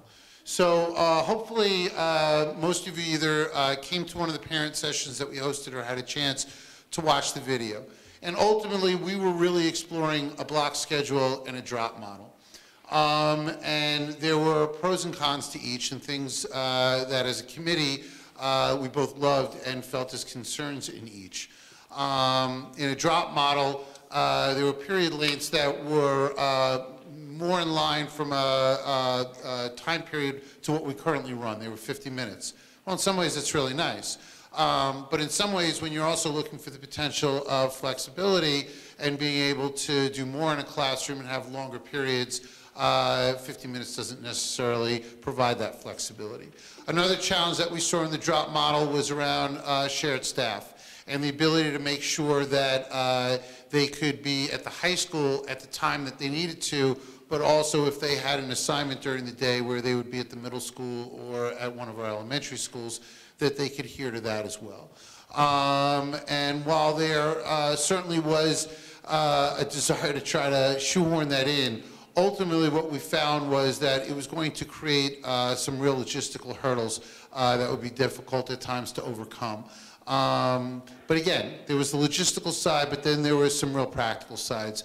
Mike talked about science that typically runs double periods, and it was yet another area in the drop that presented itself as some challenges. The block was something that provided itself as having a lot of pros to it as well. Classes only meeting every other day, students only having to think about their homework every other day. The ability to balance that workload was something really positive to them. But then there was also the challenge of having 77-minute periods every single day, and is that necessarily the right model? Mike alluded to it, and often what we'll see at times is in certain departments more than others, they fear not having a more regular touch point with kids. So the scheduling committee continued to grind through it and ultimately saw that there was some value in our days that had 42-minute periods, but there was also equal value in having 77-minute periods. And ultimately, the ability to combine it together in a hybrid model was the place that felt like the perfect fit for us. It was an ability to meet over 8 days. Classes meet 6 times. Some of them in large 77-minute blocks, but the majority of them in still are 42-minute periods. And having that flexibility and those regular touch points while also building in and supporting the things that we had listed as our values became something that we started to really get excited about. In addition to that, you see, and Mike spoke about it a lot, that we have unit lunch built into the schedule. It's something that existed in years past. It's something that we saw in the schools that we had visited, and it is something that we believe strongly in that can be an incredibly successful model here at Irvington High School around a standpoint of not only the health factors that we can all imagine around the importance of having a lunch period, but the social aspects. I had mentioned earlier that one of the things that we considered was having more downtime in our day, both for teachers and students simultaneously, to foster more of the mentor-mentee relationship. I had said before that in our current schedule, it's often the case that when a student's free, a counselor isn't or a teacher isn't. And while certainly we pride ourselves on the ability for our teachers and our counselors to build their relationships with students, the schedule doesn't necessarily foster the ability for them to have those touch points. This provides that. And then something that Mike didn't really talk a lot about, but I spoke a lot about in the last two parent presentations, is something called intervention enrichment. And the ability to build into your schedule a block of time that specifically can provide students with a rotation of options is something that became really crucial and really important to us for a number of reasons. I had mentioned earlier that we've gotten in the habit of pulling students out of classes. By the way, for good reasons. Things in our program that we value and want for our students. Things like our peer leadership program. Things like truncating a day so that we can have a club period. Things like randomly changing our schedule so that we can have assembly programs. These are important things. But ultimately, without having them in some consistent format, they often become time robbers and time out of our classroom rather than something that's built into our regular schedule. In addition, there's great emphasis around teacher collaboration and the ability for us to engage our teachers in professional learning and development. And often our current schedule means that they are missing class time when we're looking to have single period meetings. The ability to create an intervention enrichment period is a natural way for us to be able to combine both of those needs, both of those options, hold our instructional time more sacred, and create, again, these natural times in the day where students can have the breaks to make the connections that they need and also have times for their own personal exploration. So what you'll see in this schedule, on the board, it's in blue, is that on the block days, we have built in these intervention enrichment periods. They're only on the block days. So we also found that we thought that it was a nice balance to have that on the block days, but not necessarily to have them on every day. So when we really started to put this package together into this one overall hybrid model, what we found was that we were getting all of the things that we were looking for. We were able to create flexible learning length opportunities. We were holding true to wanting to make sure that we were keeping a consistent number of touch points in meeting with our kids. We are keeping a consistent, it's not exactly the same, but a consistent amount of time in class to what our current model is. And actually, as a scheduling committee, we did some math and probably started to argue that this will provide us more time in class because of the number of times that we actually change our schedule currently and truncate our days and trim our period lengths. This allows us, and those pullouts, this allows us to be more true to that. So ultimately, it's a model that we're very excited about. If you notice, this is an example over an 8-day period. We will be needing to create subcommittees and talk about what's the best way to articulate this, train teachers, train our students, train parents in how to understand and be able to utilize it. But in this model, you'll see it's 2 days of block, followed by 2 days, days 3 and 4 listed at the top, of what we call our straight 8 days, straight 8 meaning straight 8 periods in a row. Our music period is the same every day to what the current model is. So ninth period will always be 2:35 to 3:20. And music classes will meet every day, or at least in exactly the same format that they currently meet. What is nice about the rest of that, it leaves us with 8 periods of instruction, and they conveniently fall into a block where periods 1, 3, 5, and 7 would meet on the first of the block days, and 2, 4, 6, and 8 would meet on the second of the block days. So it's essentially a rotation of 2 days of block with 2 days of straight 8, and again, comes together in that package. So we have a slide here that talks about intervention enrichment. I've had a chance to talk through it, so I don't want to spend too much more time going through it. But ultimately, the thing that is important to note is this is an area that's going to be really important for us to engage students in. Developing a schedule that's going to make sense. We think that in the best of models of intervention enrichment, there's a set rotation. One of the things that we are going to have built into this is that teachers will have a rotation of office hours. We want to be strategic about it so that if I'm a 9th grader, my English teacher and my social studies teacher are not typically offering their office hours on the same day within the cycles, so that I can have access to as many teachers for help as I can. But we're also going to be building in a full complement of rotation of our clubs.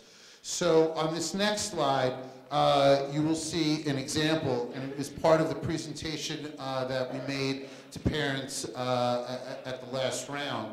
And this is just a small sample of what could be. And this is over 4 days. So the 4th day is just grouped as assembly. But on day 1, it's Miss DiNapoli has office hours, Model UN is meeting, Academic Challenge is meeting, Positive Impact Club is meeting, the library is open for students who want to engage in self-study, and there's also our National Honor Society peer tutoring program taking place. So students can choose from accessing any of that on day 1 in the enrichment cycle. Day 2, similarly, Mr. Whitehead has office hours, peer leadership will meet, so all the 9th graders will fall into there. CBF planning will meet for the upperclassmen that are part of that program, and a variety of other clubs and enrichment and intervention opportunities would be there.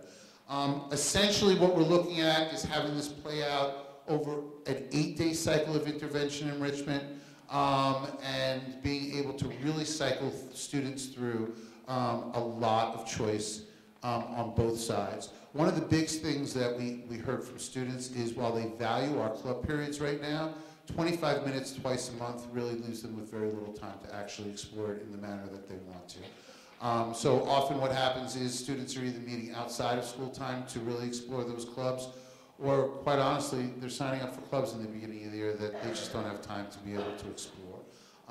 This provides for a really great way and a natural way for that to take place.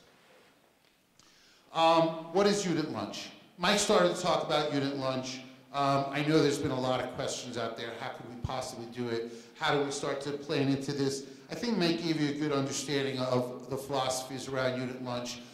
There's a whole cultural and social piece to this that I feel is essential and really important as well. I know that one of the things we heard from students during the focus groups, and it was amazing, I think, you know, sometimes as adults, we don't necessarily have the teenage lens, is they were worried that it could actually lead to some kids feeling like there are more cliques rather than less cliques when lunch is spread out. And while I think that's a really important consideration, I'm not sure it's enough to say don't have unit lunch. I think what it's enough to do is to say, well, I think we need to engage our students, in particular our student leaders, into understanding the cultural aspects of a unit lunch. Maybe you have certain days where you're having certain types of activities, you're inviting people to it, you're engaging students that may feel like they're not part of a certain clique. You know, you have natural friend groups on many of the days, but on other days you can encourage people to come together and have lunch because they have a common interest in a certain hobby or certain aspects around school. So we really look at it as opportunistic. In terms of being able to actually just meet the logistical needs of lunch, one of the things that we've been doing is that we've done walkthroughs around the building. We've been identifying places to be able to add seating and opportunities for students to be able to comfortably have seating during the lunch period. During nicer weather, one of the areas that we feel is completely underutilized is our courtyard and the opportunity to set up seating and picnic tables and opportunities for students to truly use that space. Another is just the pure access to the lunch. So we are already working with Aramark, talking about satellite stations. The atrium is a place that we've talked about being able to set up and have some food that's actually served by Aramark in that space. I talked about the potential of looking at our outside as a place of being able to get students. We've talked about, and I'm not here to promise that it's going to happen, but I want to let you know how much outside the box we're thinking. The ability for Aramark to have a grilling station outdoors and during nicer weather for students to actually be able to get fresh grilled foods and fresh salads in an outdoor setting. The ideas are potentially really exciting. We take it seriously. We understand that if we're talking about the health and welfare factors that lunch provides, making sure that we're working with our food service provider to make sure that lunch is available and timely for our students during the unit lunch is a really essential, important part of this process. And yet another opportunity for a subcommittee for students to be a part of as well. It's going to be essential that we have a student lens when we're really developing and rounding this out.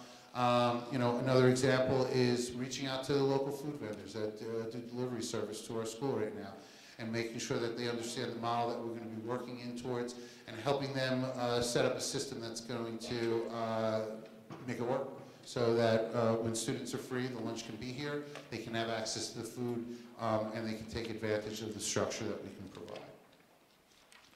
So important questions that come up is really that analysis back. So I want to remind everyone of what that list of key attributes, what we value, what we felt was important.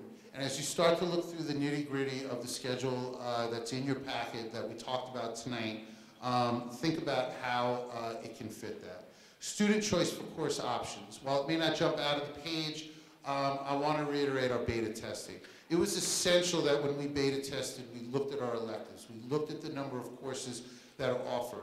While an individual student may not always get every elective or all of the number of electives that they're looking for in any one year, overall, we want to make sure that our programs, our courses are available. So in the beta model, every class that we currently offer is offered and enrolled overall at rates that are very similar to our current level of enrollment in our current elective classes.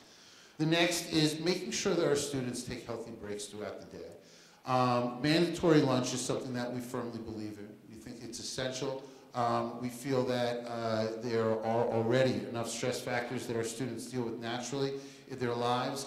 Making them go through a day without lunch, while in some cases it may seem like they're doing fine. And by the way, some of our students may operate well within it. As a culture, it is something that we think is unhealthy and not one that's best meets the needs of our students. Intervention enrichment is another thing that starts to support those quality of life breaks and creates natural pauses that help students out. Establishing a balance between scheduled classes and special activities for both students and teachers. So again, intervention enrichment as well as the structure of our classes was something that was really important. Perhaps having fewer periods in a given day in order to support a healthier balance between advancing student learning and their overall workload. So while some of our days still have 42-minute periods, there's one less period in those days, but then those block days really create an opportunity for students to start pacing out some of their work, both day-to-day homework as well as projects, and it allows them to start to think ahead. It certainly models a little bit more like a college schedule and really allows them to start pacing that out. The opportunity for true extra help and enrichment, time where teachers are available and students are truly available to meet, other opportunities where students in their regular school day can access the other types of opportunities that are available to them.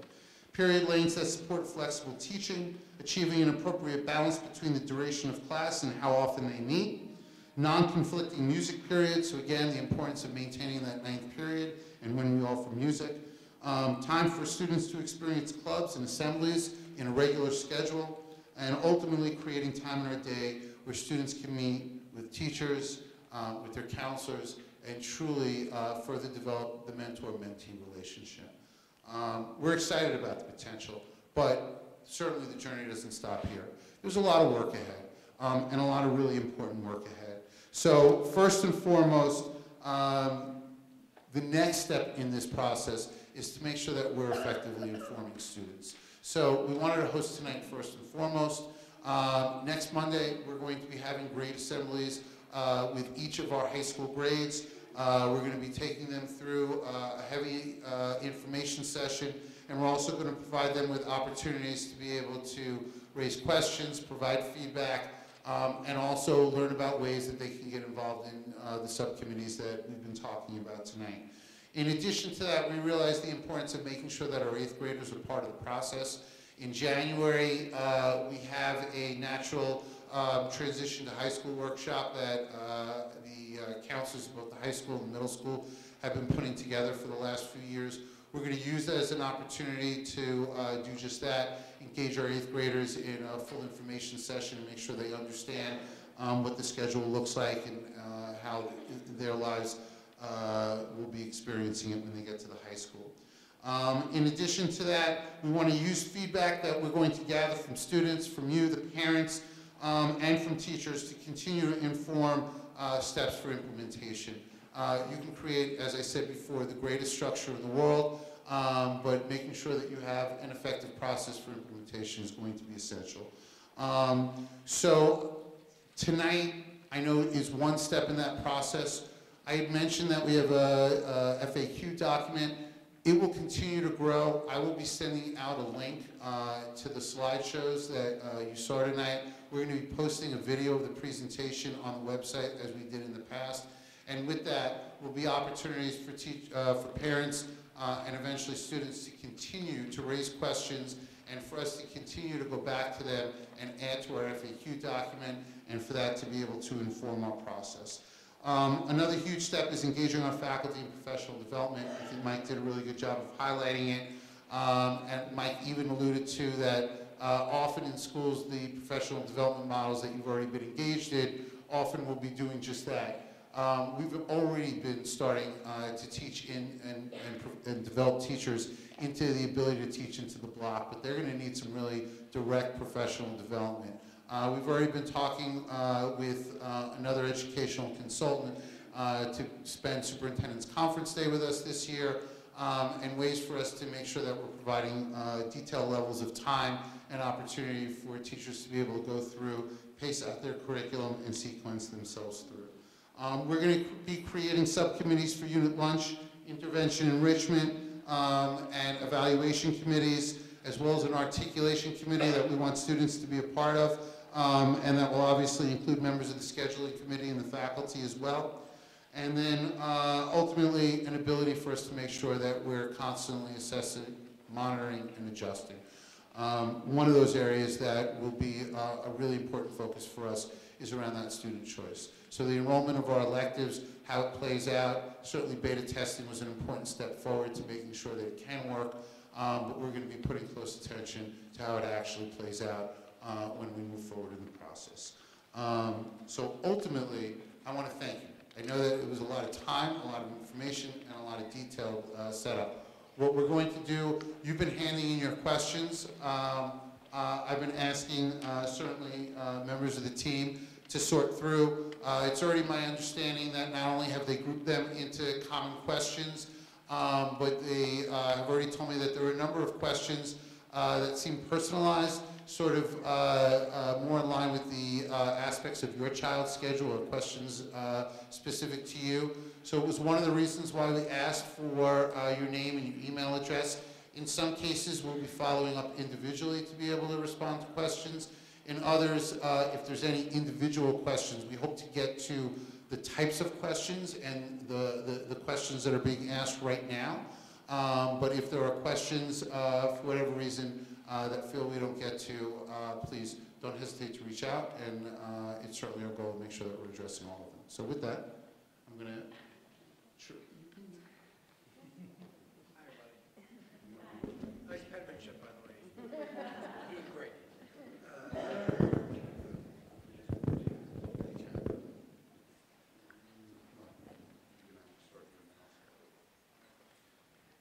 So, as Mr. Cohen mentioned, there were some instances where questions felt like they were coming from a lot of different sources. So what we tried to do is pick those questions that were of high interest, judging by the volume of request. And again, if you feel like your question wasn't addressed or would ask that you reach out, we would follow up with the FAQ and more opportunities to answer more questions. But one question that came up a few times, Mr. Cohen, is how will professional development fit into the new schedule, and to what degree will the IE period be able to accommodate the need for teacher pull-outs?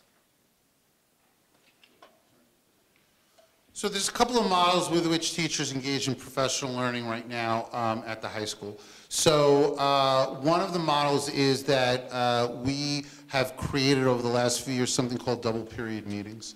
It's an opportunity for teachers to have a monthly opportunity as a department. And what we do is we rotate the double period each month. Unfortunately, we're not able to guarantee every member of a department is free during each of those periods. So there are times where they're pulled out of one or two of the classes to do that. That is a model that will automatically be absorbed into the intervention enrichment period.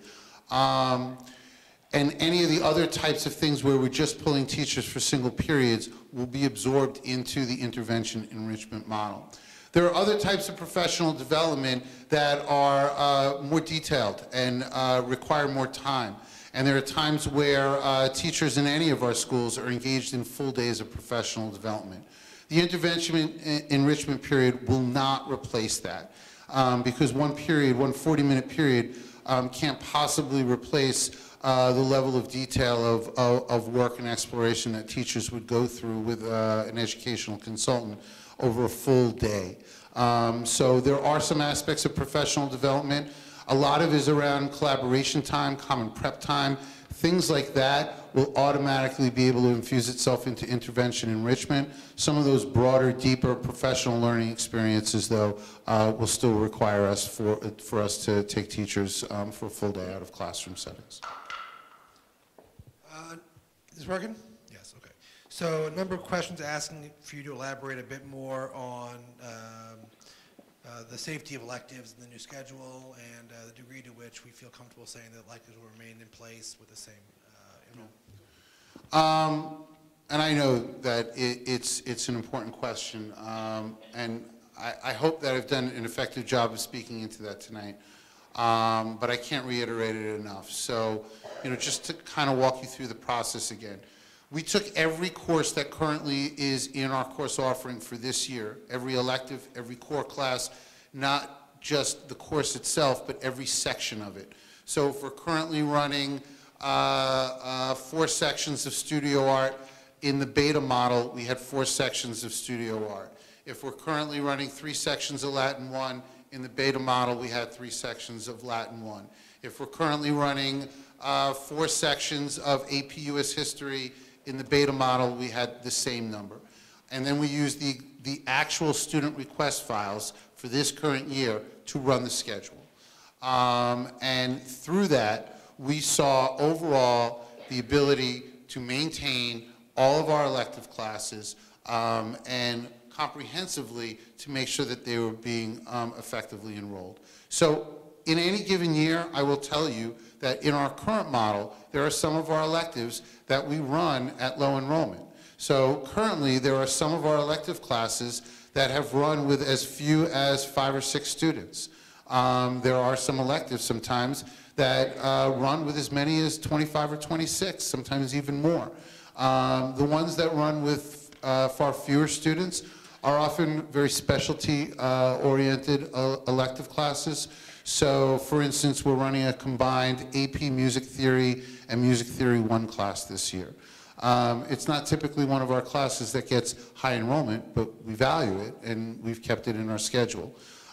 We were able to keep a very similar level of enrollment in that class in the beta testing model. Similarly, we made sure that we had that going on across the board as well. Okay, a few questions about the notion of block scheduling. One question has come up a number of times concerning students and their attention spans and the increasing length of a period. Maybe a bit of a conversation about the philosophies of block scheduling, how it can address students who have a hard time sitting still for 42, let alone 77 straight minutes. I think it's a really important question. And, you know, sometimes I think when we start to talk about change, we automatically take what is and anticipate what it would be with just longer period of time. So I think it can easily create some concern, by the way, not just for students or parents, but if I'm a teacher and I've become very used to teaching one way in 42 minutes that works, automatically doing the same thing for 77 minutes may not feel so comfortable to me as a teacher either. So change is not just changing of the time, changing is looking at how I approach that time. So I think it's a question that ties in very closely with professional development. The person that we've been speaking to is, his background is steeped in block scheduling, but it's also steeped in brain research. I spoke into it in the FAQ document a lot. There's a concept called chunking, which is really, you know, Mike talks about it from a scheduling standpoint. I like to talk about chunking from an educational standpoint, which is how do we start to look at any block of time that we have with our students into smaller chunks.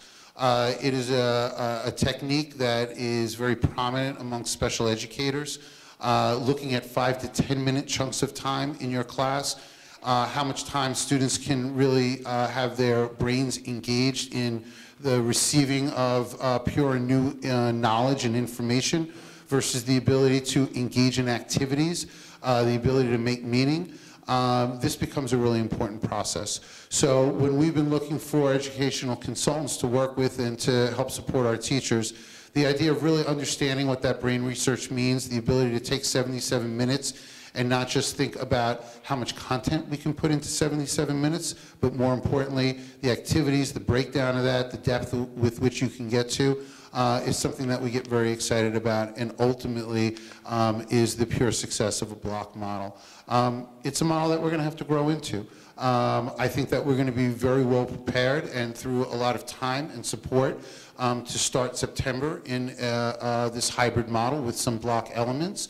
But I also think it's logical and safe to say that as we continue to provide teachers with time and support, that what it's going to look like at the end of year 1 and in years 2 and 3 will be very different, and one that I think is going to really elevate the overall level of learning that we have here in the school.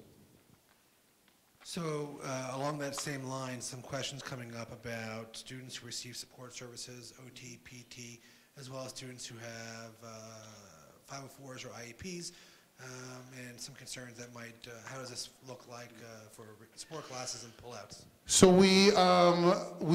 I spoke about this in the FAQ document a little bit also.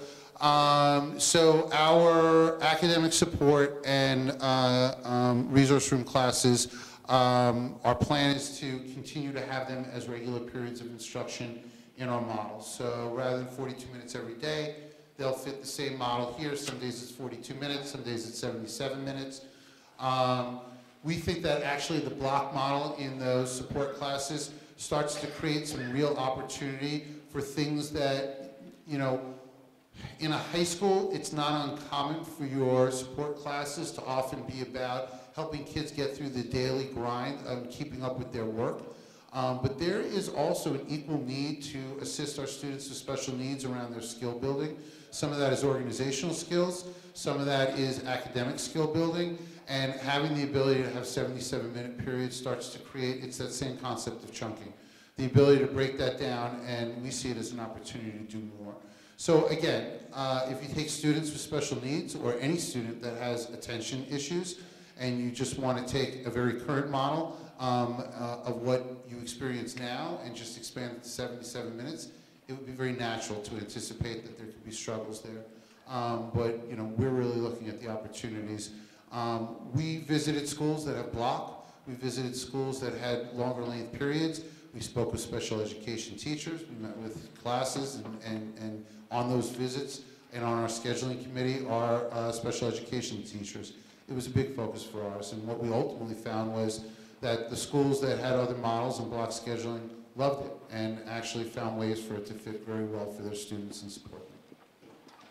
All right, and finally, on this theme of block scheduling, how are we going to measure the effectiveness of the block schedule?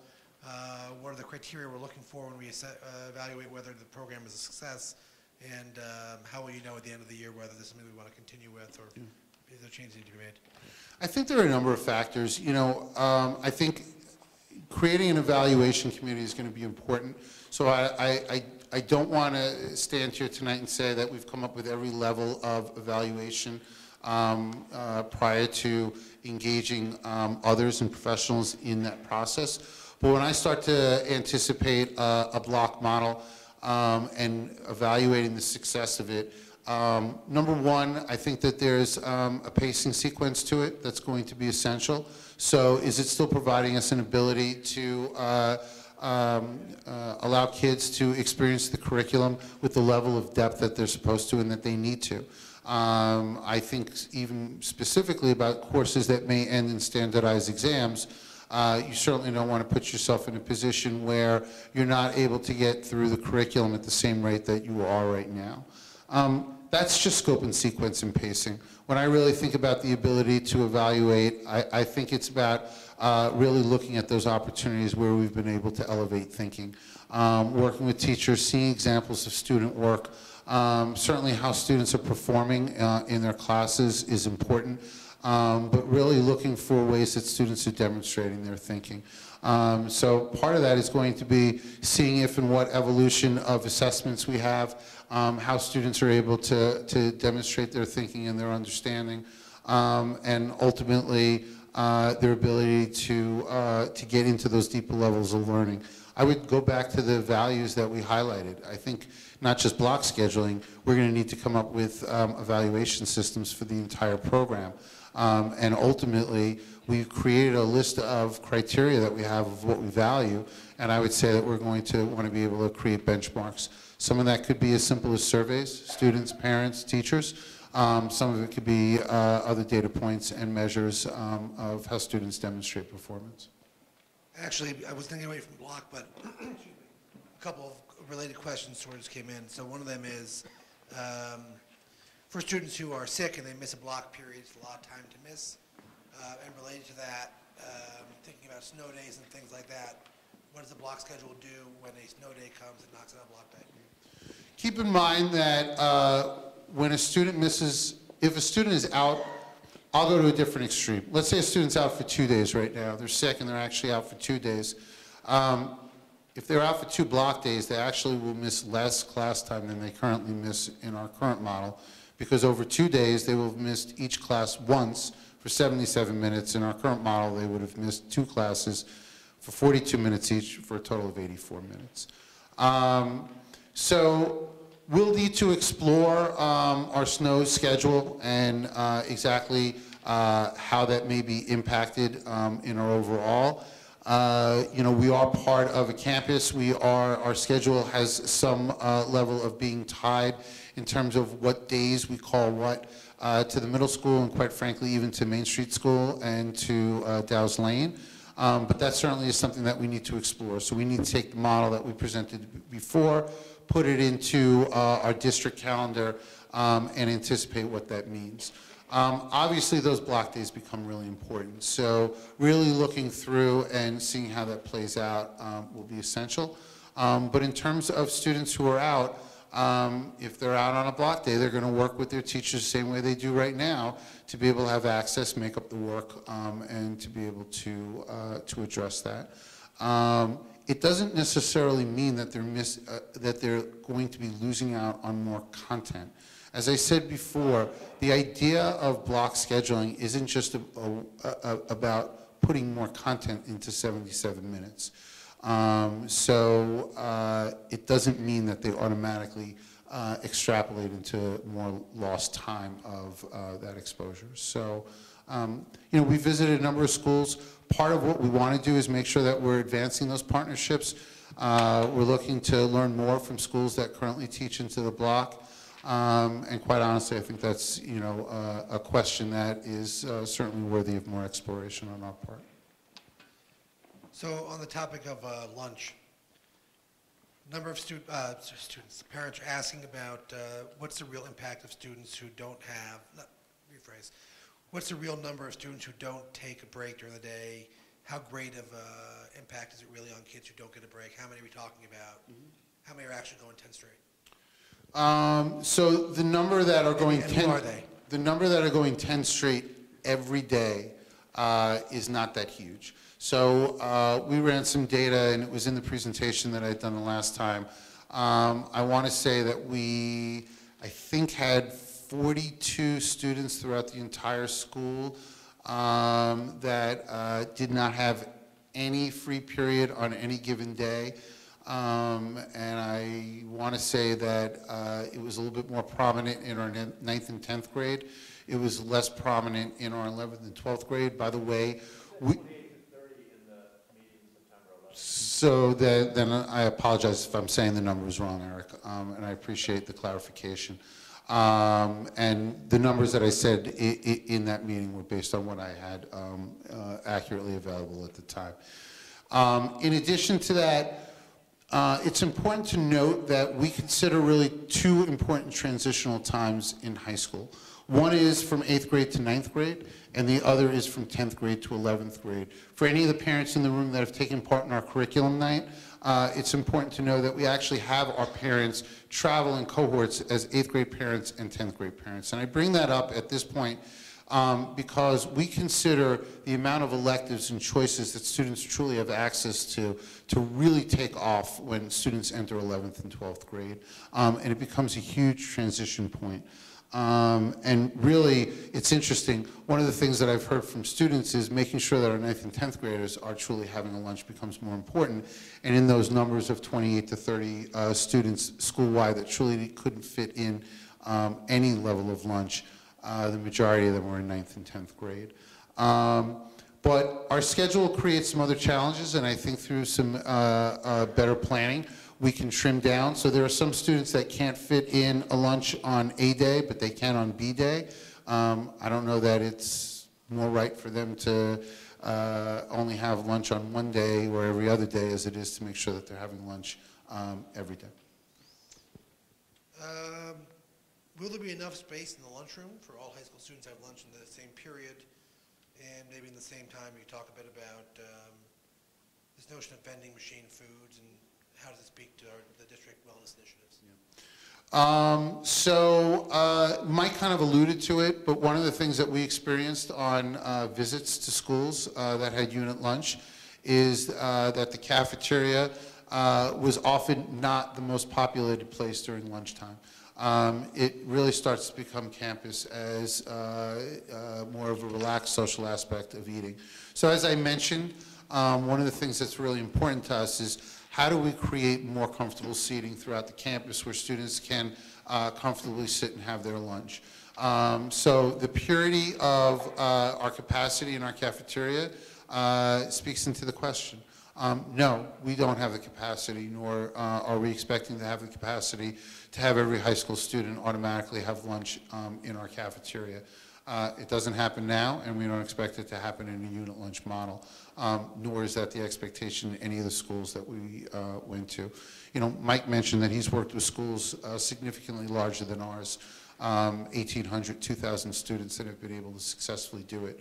But he also talked about that you have to be thoughtful. So the seating is one of those aspects.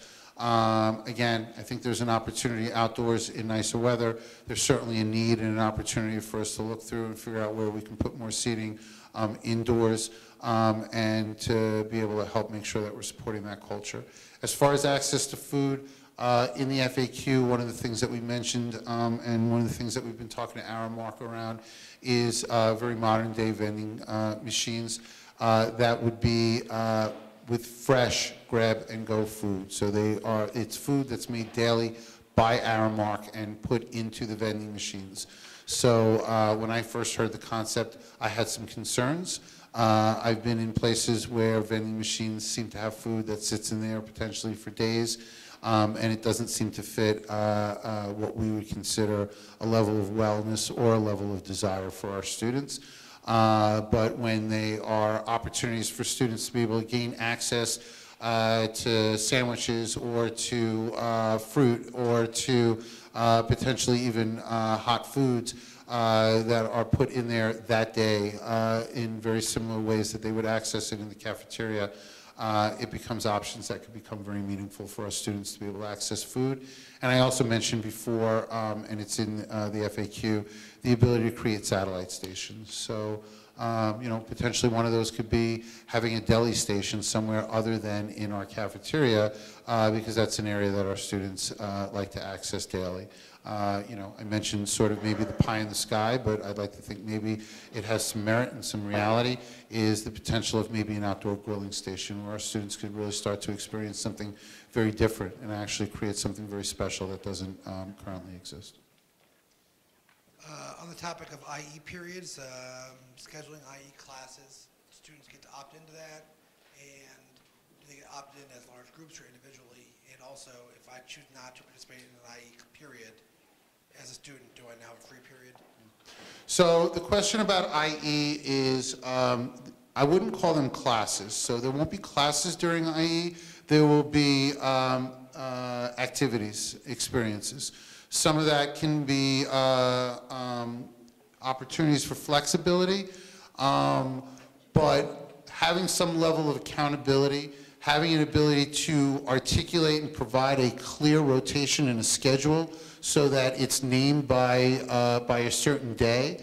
And Mike has shown us, and we've heard from schools, where in some cases it's students have to be scheduled for it, not as a class, but as an activity. So they have signed up to be part of the Model UN Club, and that's then part of their IE rotation. In those models, I've seen it where students are scheduled for as long a period of time as a full semester. That can create some limitations, and it might lack some flexibility around the ability to see teacher A versus teacher B. And, you know, on the 5th day of IE, I'm always going to my math teacher because that's what I've signed up for. There's opportunities for us to try to build some more flex in.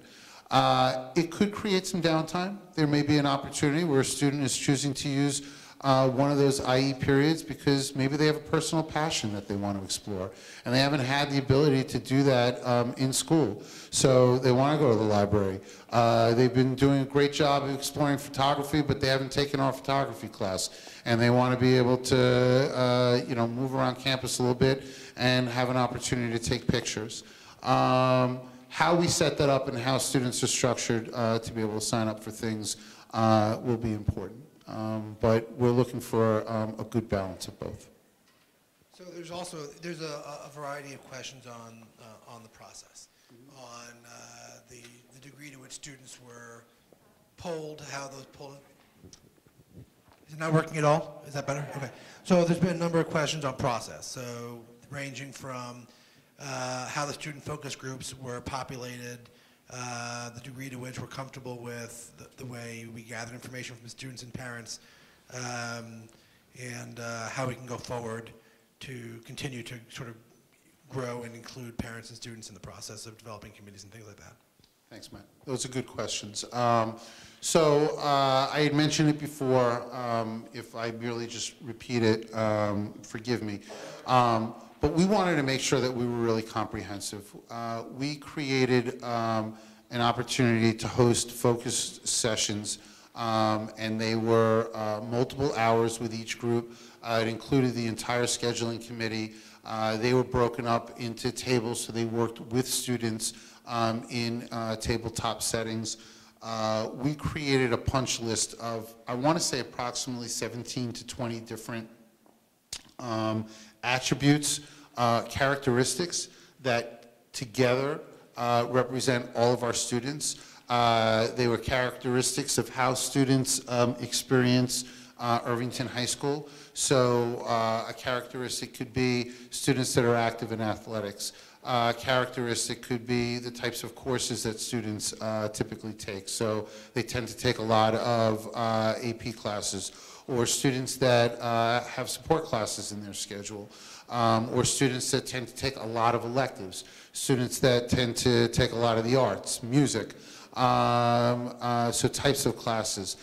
We had characteristics such as students that don't seem to have extensive social groups, students that are very social.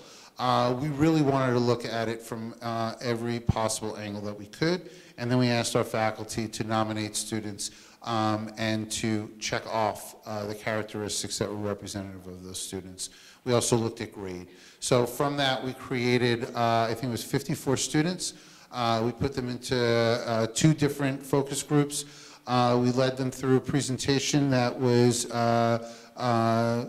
somewhat similar to the ones that we did with the parents during those initial sessions. Although in the parent sessions, if you go back and look, you'll note that it shared some of the statements that we received from our students. And then we also had them do a Google survey. The things that we asked them to do was we asked them to rate on a scale of 1 to 6. How do you think that a specific model might be able to address health and wellness factors that we've talked about with you today that is part of the things that we value? Or the ability for you to have access to enrichment, or the ability for you to have access to support and intervention, or the ability for you to be able to experience your academics, both from a pacing standpoint as well as from a class standpoint. And we asked them to give us feedback. At the time, we were looking at what was a 2 lunch period model, and we were looking at drop, and we were looking at block. So we asked them to fill out a very similar 1 through 6 rating scale for drop with single unit lunch, drop with 2 lunches, block with unit lunch, and block with 2 lunches. And ultimately, the students responded very well to all of the models, but we've been looking through the data, and we certainly had shared it with the scheduling committee, and certainly saw that the aspects of unit lunch and block came out very favorably through that information. As far as including the parents, you know, I know we talked about it, and the 2 events that we had were certainly the primary levels of engagement, and certainly the comprehensive levels of engagement. I think I utilize the PAC committee for a whole host of things, and certainly our scheduling process was one element of that. But certainly I wouldn't say that that you know, supplements the need or offsets the need to engage you know, our full parent community. So, you know, I very humbly and importantly started tonight by saying, you know, I certainly recognize where, you know, there probably could have been some better steps along the way, and we want to make sure we're learning from them. I think tonight is just one more step in the process, and certainly the ability to continue to gather feedback. But just as importantly, I think that one of the things that I learned is not having an ability or a forum to keep parents more continually abreast of the situation last year was problematic, and the ability to make sure that we are continually articulating the steps that we're taking, the pros, the cons, the things that we're learning, and how we're making sure that we're getting ready to move forward in this process is going to be really important. Okay.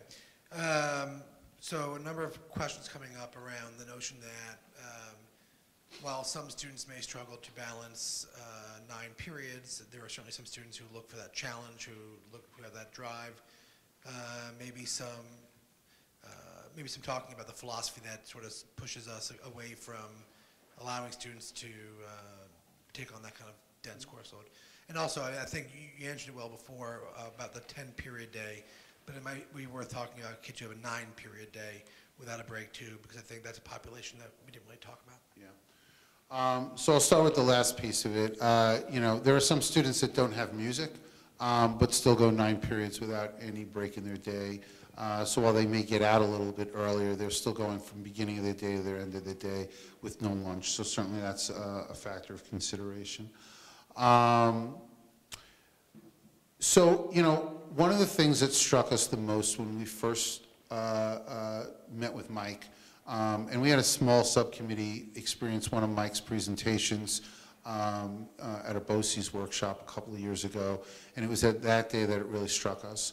And Mike said something in that presentation that he didn't quite add in tonight. When he first started talking about so many schools throughout this country that only offer 6 periods of instruction, one of the things that he said is, and do you know where those students go to college? And ultimately the answer was the same schools that students from any other region of the country go to college. because the way colleges look at any school is they don't look at how many classes you can take in school X compared to school Y. They look at how many classes you can take in school X compared to the other students in school X. So we start to create our own standard bearers. So I have great respect for students that can effectively manage 10 periods of instruction in their day. But as Mike spent a lot of time talking about, as soon as we have one student do it, it becomes the standard for all.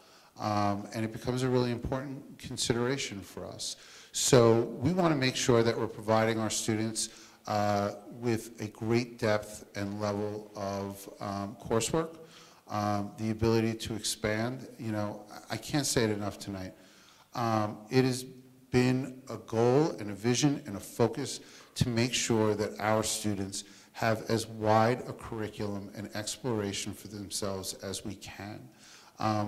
But at some point in time, you potentially hit a mark where it's just not the right level. So if the goal is add as much as you can, and I don't mean to be an extremist, but then one example we can have is let's make it an 11-period day and just keep going beyond. But at some point in time, we have to make decisions that feel right for our school culture, and ultimately best support the goals and the balance of everything we've talked about. Again, as Mike, takes us through sort of the journey of the country and where schools are at, having 9 periods of instruction is still going to leave us in the upper stratosphere of where schools are at around this country. The cultural gains that we can have for all of our students to be able to create some level of decompression, to utilize that time wisely to make sure that we're building in lunch, to have the opportunity for intervention enrichment is an important balance. So I don't want to make it seem like we just randomly came in and said 10 classes is too much. We're getting rid of one and it'll automatically make things better. The idea is, what are you trading that off for? And when we put the whole package together, we think that we've created a schedule that truly supports our students on so many levels, both from their ability to take a multitude of amazing courses, as well as for all the other benefits that we've talked about tonight. The number of students who are going to be eating lunch during unit lunch raised some questions about supervision, and also about the need for augmented custodial work, that sort of thing. Maybe some response to that. I think, they're great questions. They're questions that a scheduling committee we came up with. So one of the things that we've been looking at is making sure that we've identified the core spaces where students will utilize during a unit lunch period. There's some elements, quite frankly, around that for the intervention enrichment period as well. And supervision and oversight is going to be really important. So our teachers already contractually serve in duty time. And part of our beta testing was the ability to then look at each individual teacher's schedule as it was put into this beta, and to then create rotations of their duty periods, and the ability to rotate them having some duty during lunchtime, and give them lunch through contractual times at other times, so that we can create the right levels of supervision across the board in all those settings.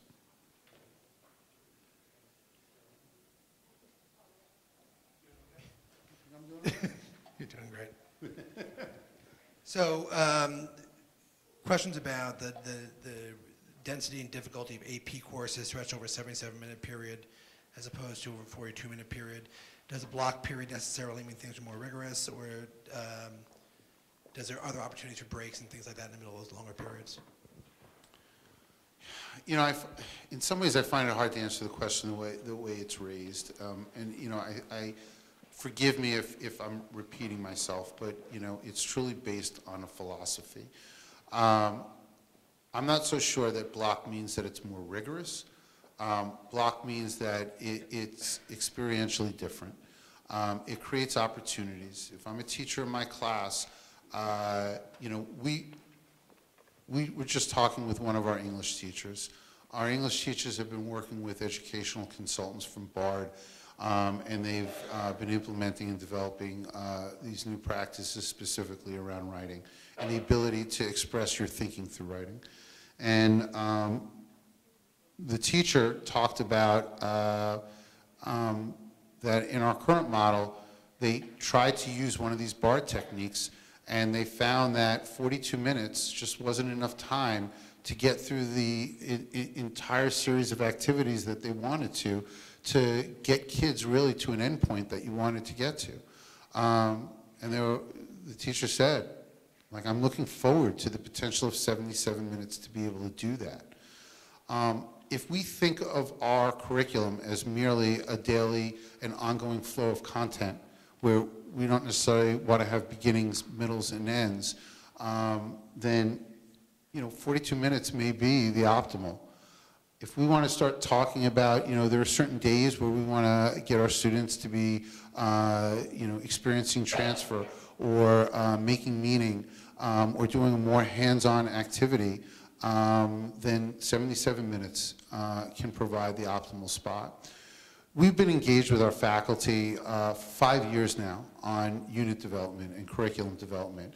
And through that, we're asking them to consider what we call the 4 learning goals: knowledge, skill, meaning making, and transfer. And if you think about it, they sort of elevate upwards in terms of the idea of critical thinking and deeper levels of thinking. As you go up that scale, it takes time to be able to explore that.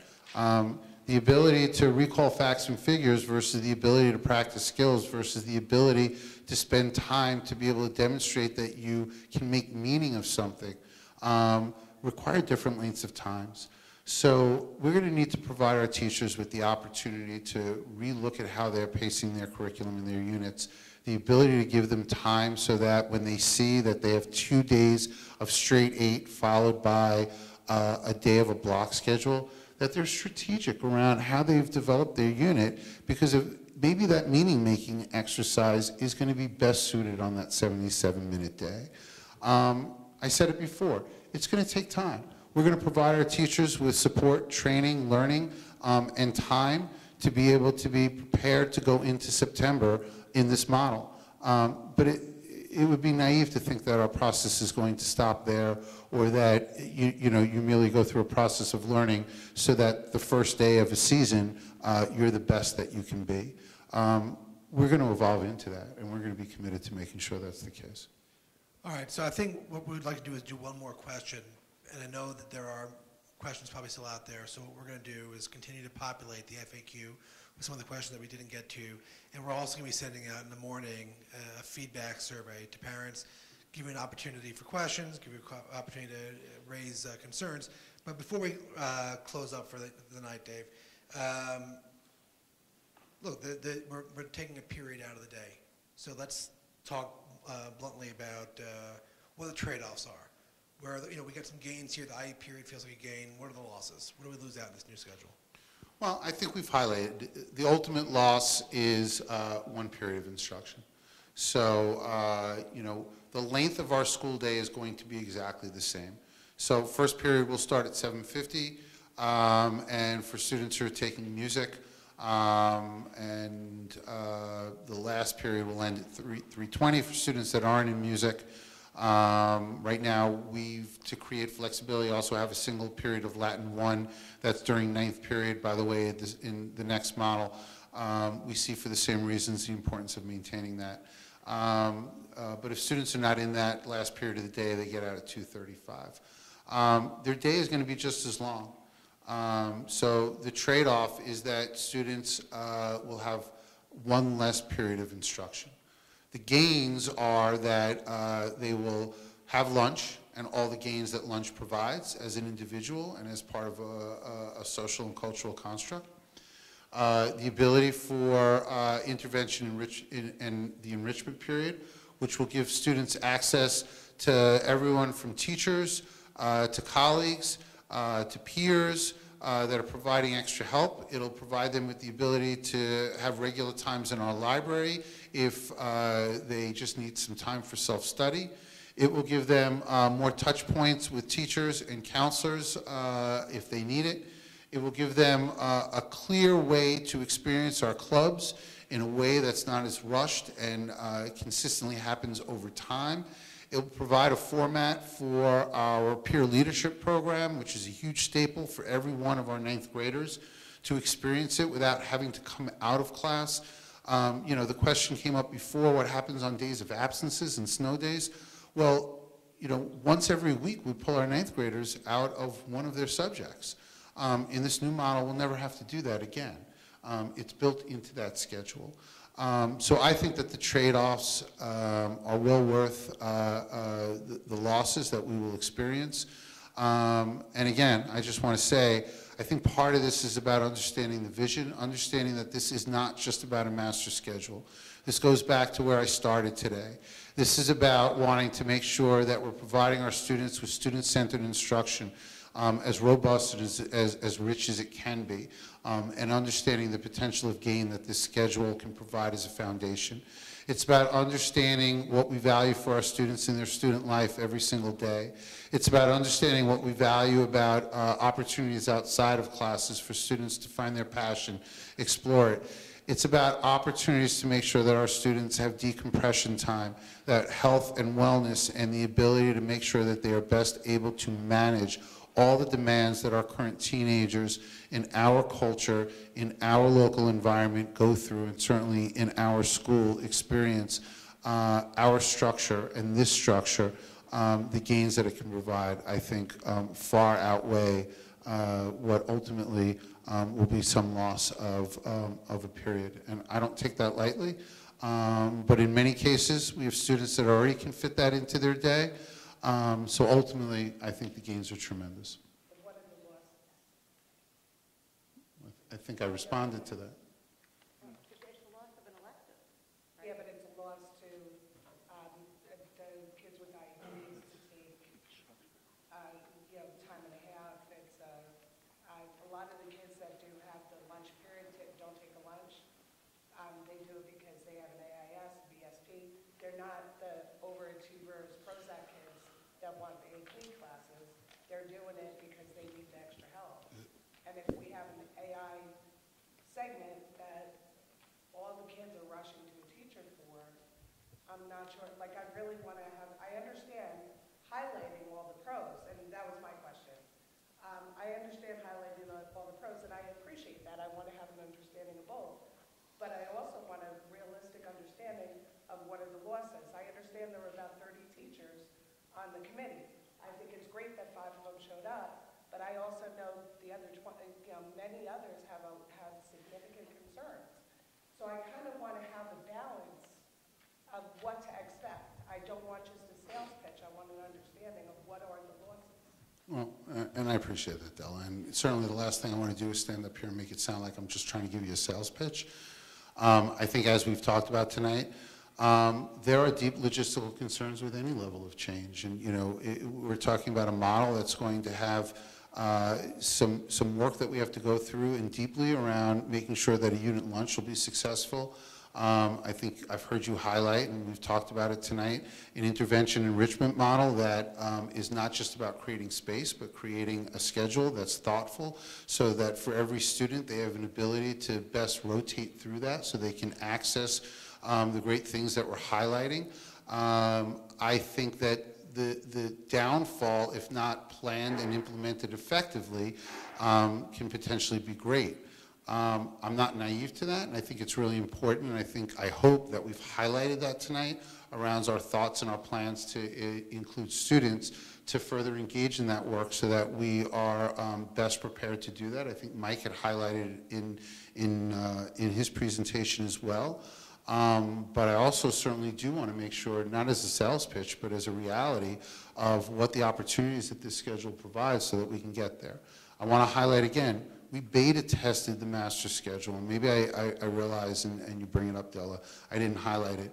One of the other major criteria that we included in our beta testing was we looked at our students that get support classes, and it was essential that we made sure that every student who currently receives a support class received it in the beta, and it was yet another one of those boxes that we checked. It was successful, and we made it work.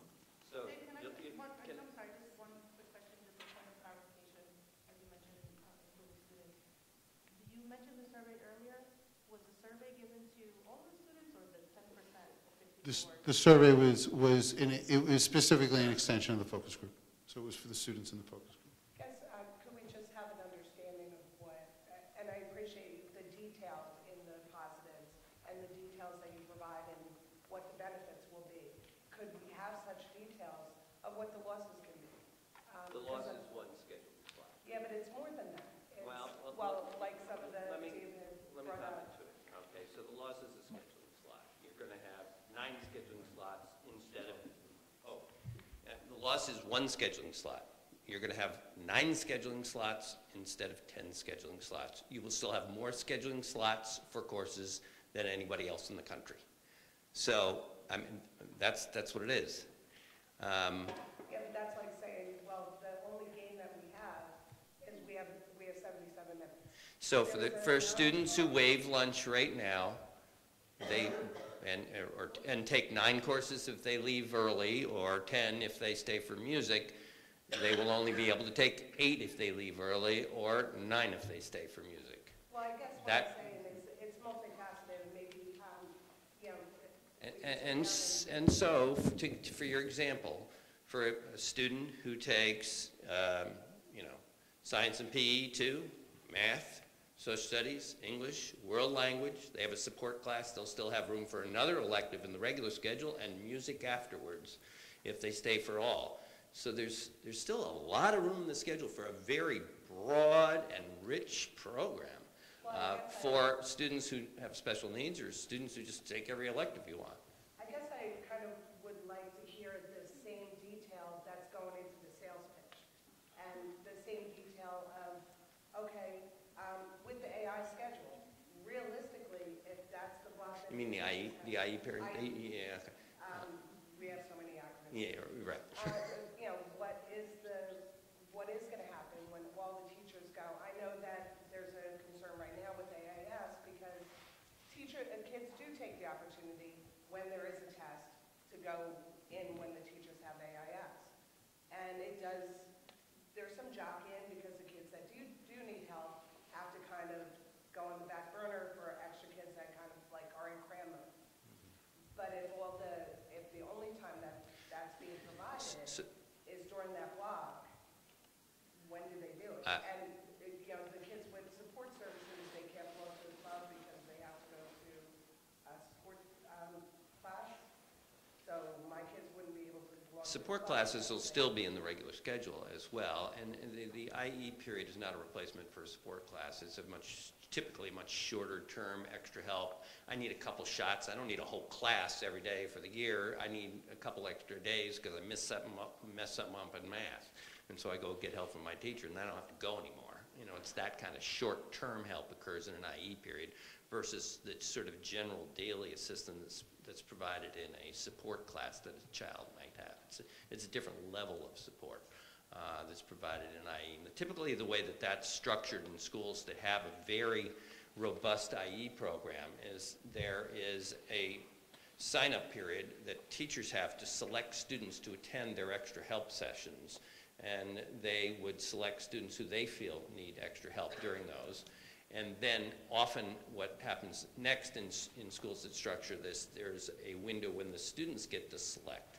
And if I were a particular student who was struggling in math and was selected by my math teacher for a couple of times during the 8 days, I might only get to pick 2 days when I get to select because I've been selected to go to see my math teacher. And so there's a lot of detailed structure that has to be put to an IE period to make it work very well. But you're right about something. Whenever we put something in a schedule for a kid, help or a club or whatever, it takes up space, and they can't do something else. It's a choice that has to be made. And it's the physics of school scheduling. You put something in, you got to take something out, you know. And but your schedule the proposal is extremely flexible, extremely flexible. You're the first school I've seen that has both the idea of a unit lunch and an IE period, and it was to accommodate some of the issues you're talking about, but both those structures were put in. So, and this is the best I can respond to the question. I guess it's kind of hard for me to ask you because I just wanted to respond. You asked the realistic question is what the loss is. The loss is one scheduling slot, okay? And so for the kids who, like I said, took 9 classes and left before music, they'll only be able to take 8 classes and leave before music. For the kids who stayed all day, they'll be able to take 9 instead of the 10 they were taking, okay? That's the loss. It still leaves you with more choice than 95% of the schools in the country. You know? Well, I'm not so much concerned with the 95% of the schools. I'm more concerned with today and tomorrow. Tomorrow, will we have the same choices that we have today? The beta test showed that they can offer all the electives, they can all exist. Can you take them all at the same time? No. If you were taking 10, you're going to take 1 less. Okay? Am I apologetic for that as an educator? No. No. Because the schedule you have now, the schedule you have now was developed in the age of the assembly line. And it was a little spurt of this, a little spurt of that, a little spurt of this, a little spurt of that, a little spurt of that. Nobody works that way anymore. Robots do that now. And that's the kind of schedule that was developed to support the old assembly line structure. And this gives greater opportunities for kids to engage in project-based work and real-world kinds of activities and cooperation and things like that than this little artificial spurt of 42. Anybody work that way out in the real world? No. Nobody does. Well, like you said, there's really, you even said that there's no study that shows. No. And so what do we go on if there's not a comprehensive set of research that tells us what to do? We go on our best professional judgment and the knowledge that we have about how students learn and what the workplace is going to be like in the future and all that. Those are the kinds of things that we have to do if we don't have a clear picture based upon the research that tells us the perfect schedule. We have to go on professional judgment. They've used a lot of time and thinking to come to what they see as their best professional judgment about this. Was the process perfect? Probably not. Was there enough early engagement of parents? Probably not. You heard it. But the result is a pretty good result. And, going forward, I guess the stakeholders want to have a comfort level, and I think when the question is posed, what is the loss? We know there are losses. Most of us have talked to teachers that have concerns. I understand that there were 5 that came, which is great, but there were 30 that were on it. Some of the concerns is there weren't any board members, there weren't any parents on the committee.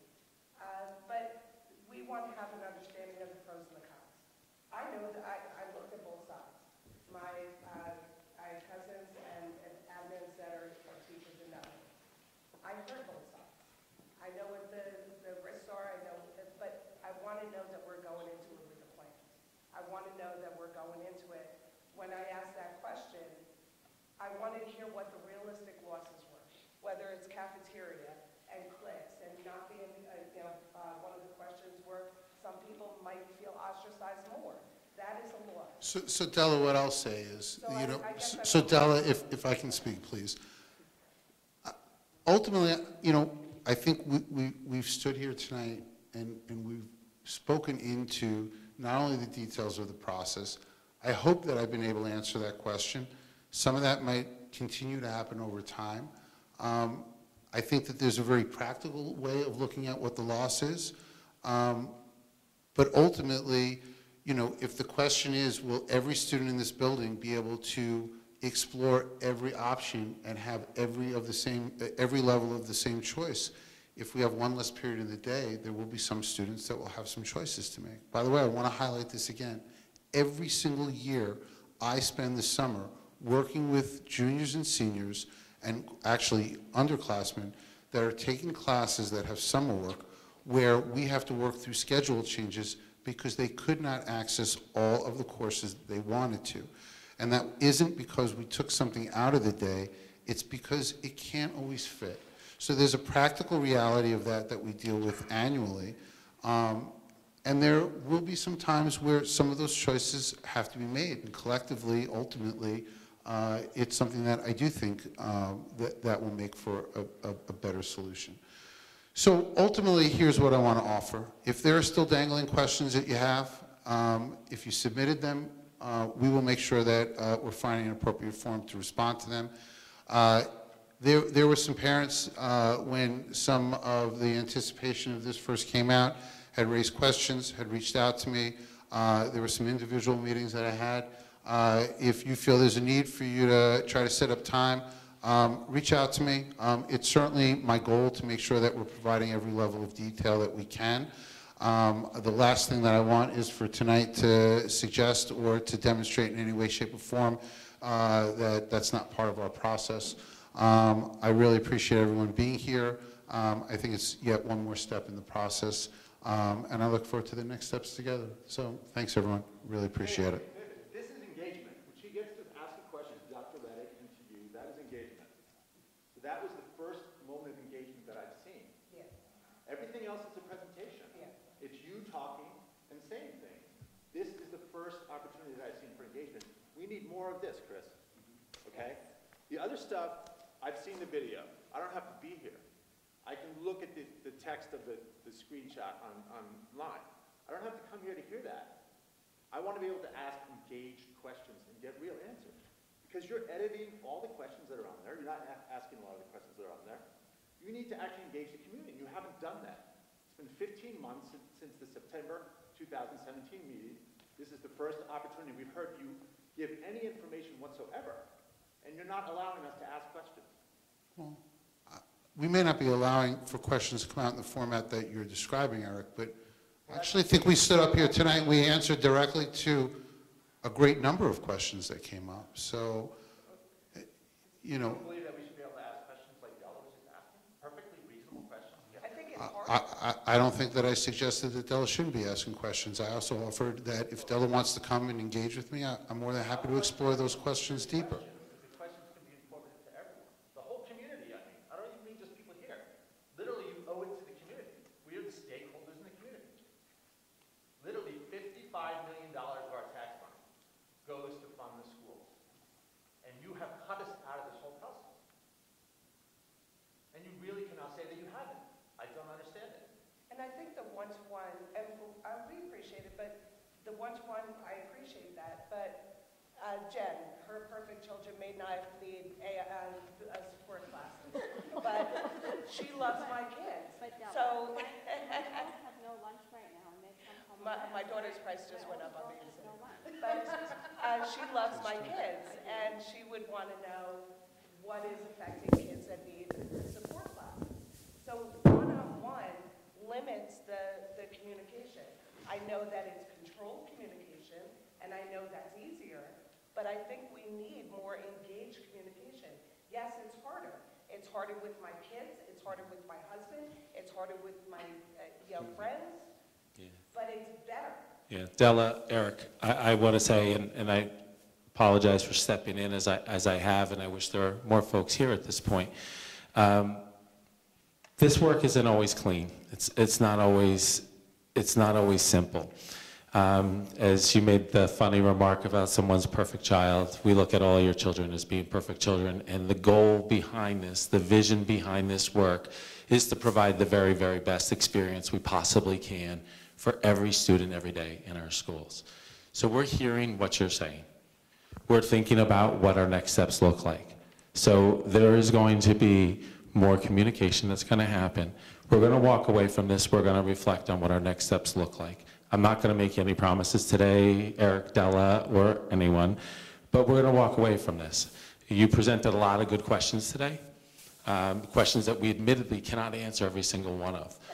We have stacks over there, and just, our colleagues were feverishly sorting through them, trying to find themes, and there's some that are so nuanced that you couldn't get into it in a certain way. So to say that they were scrubbed or cleaned up a little bit, there's truth to that, because it was so nuanced that you couldn't get into all the detail when you found like a theme that ran through 5 or 6 questions.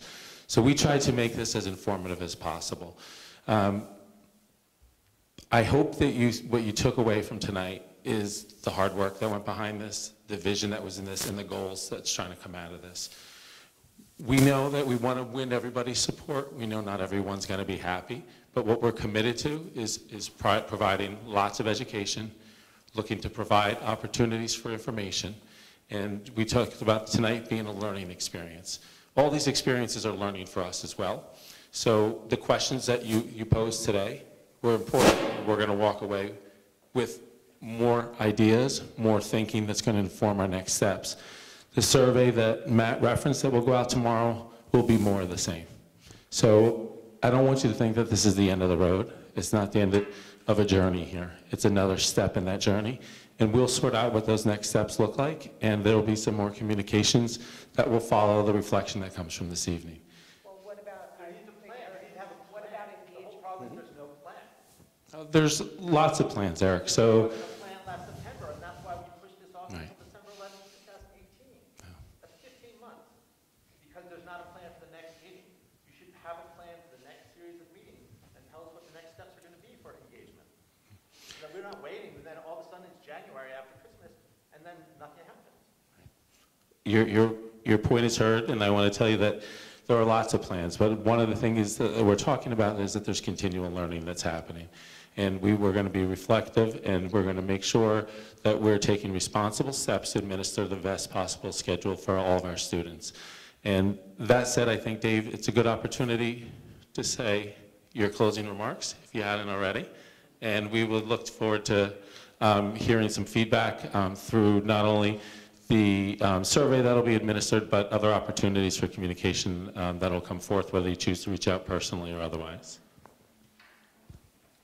Ultimately, I want to say thank you. I really appreciate you guys being here and for taking part in the evening. Thanks, and I look forward to next steps.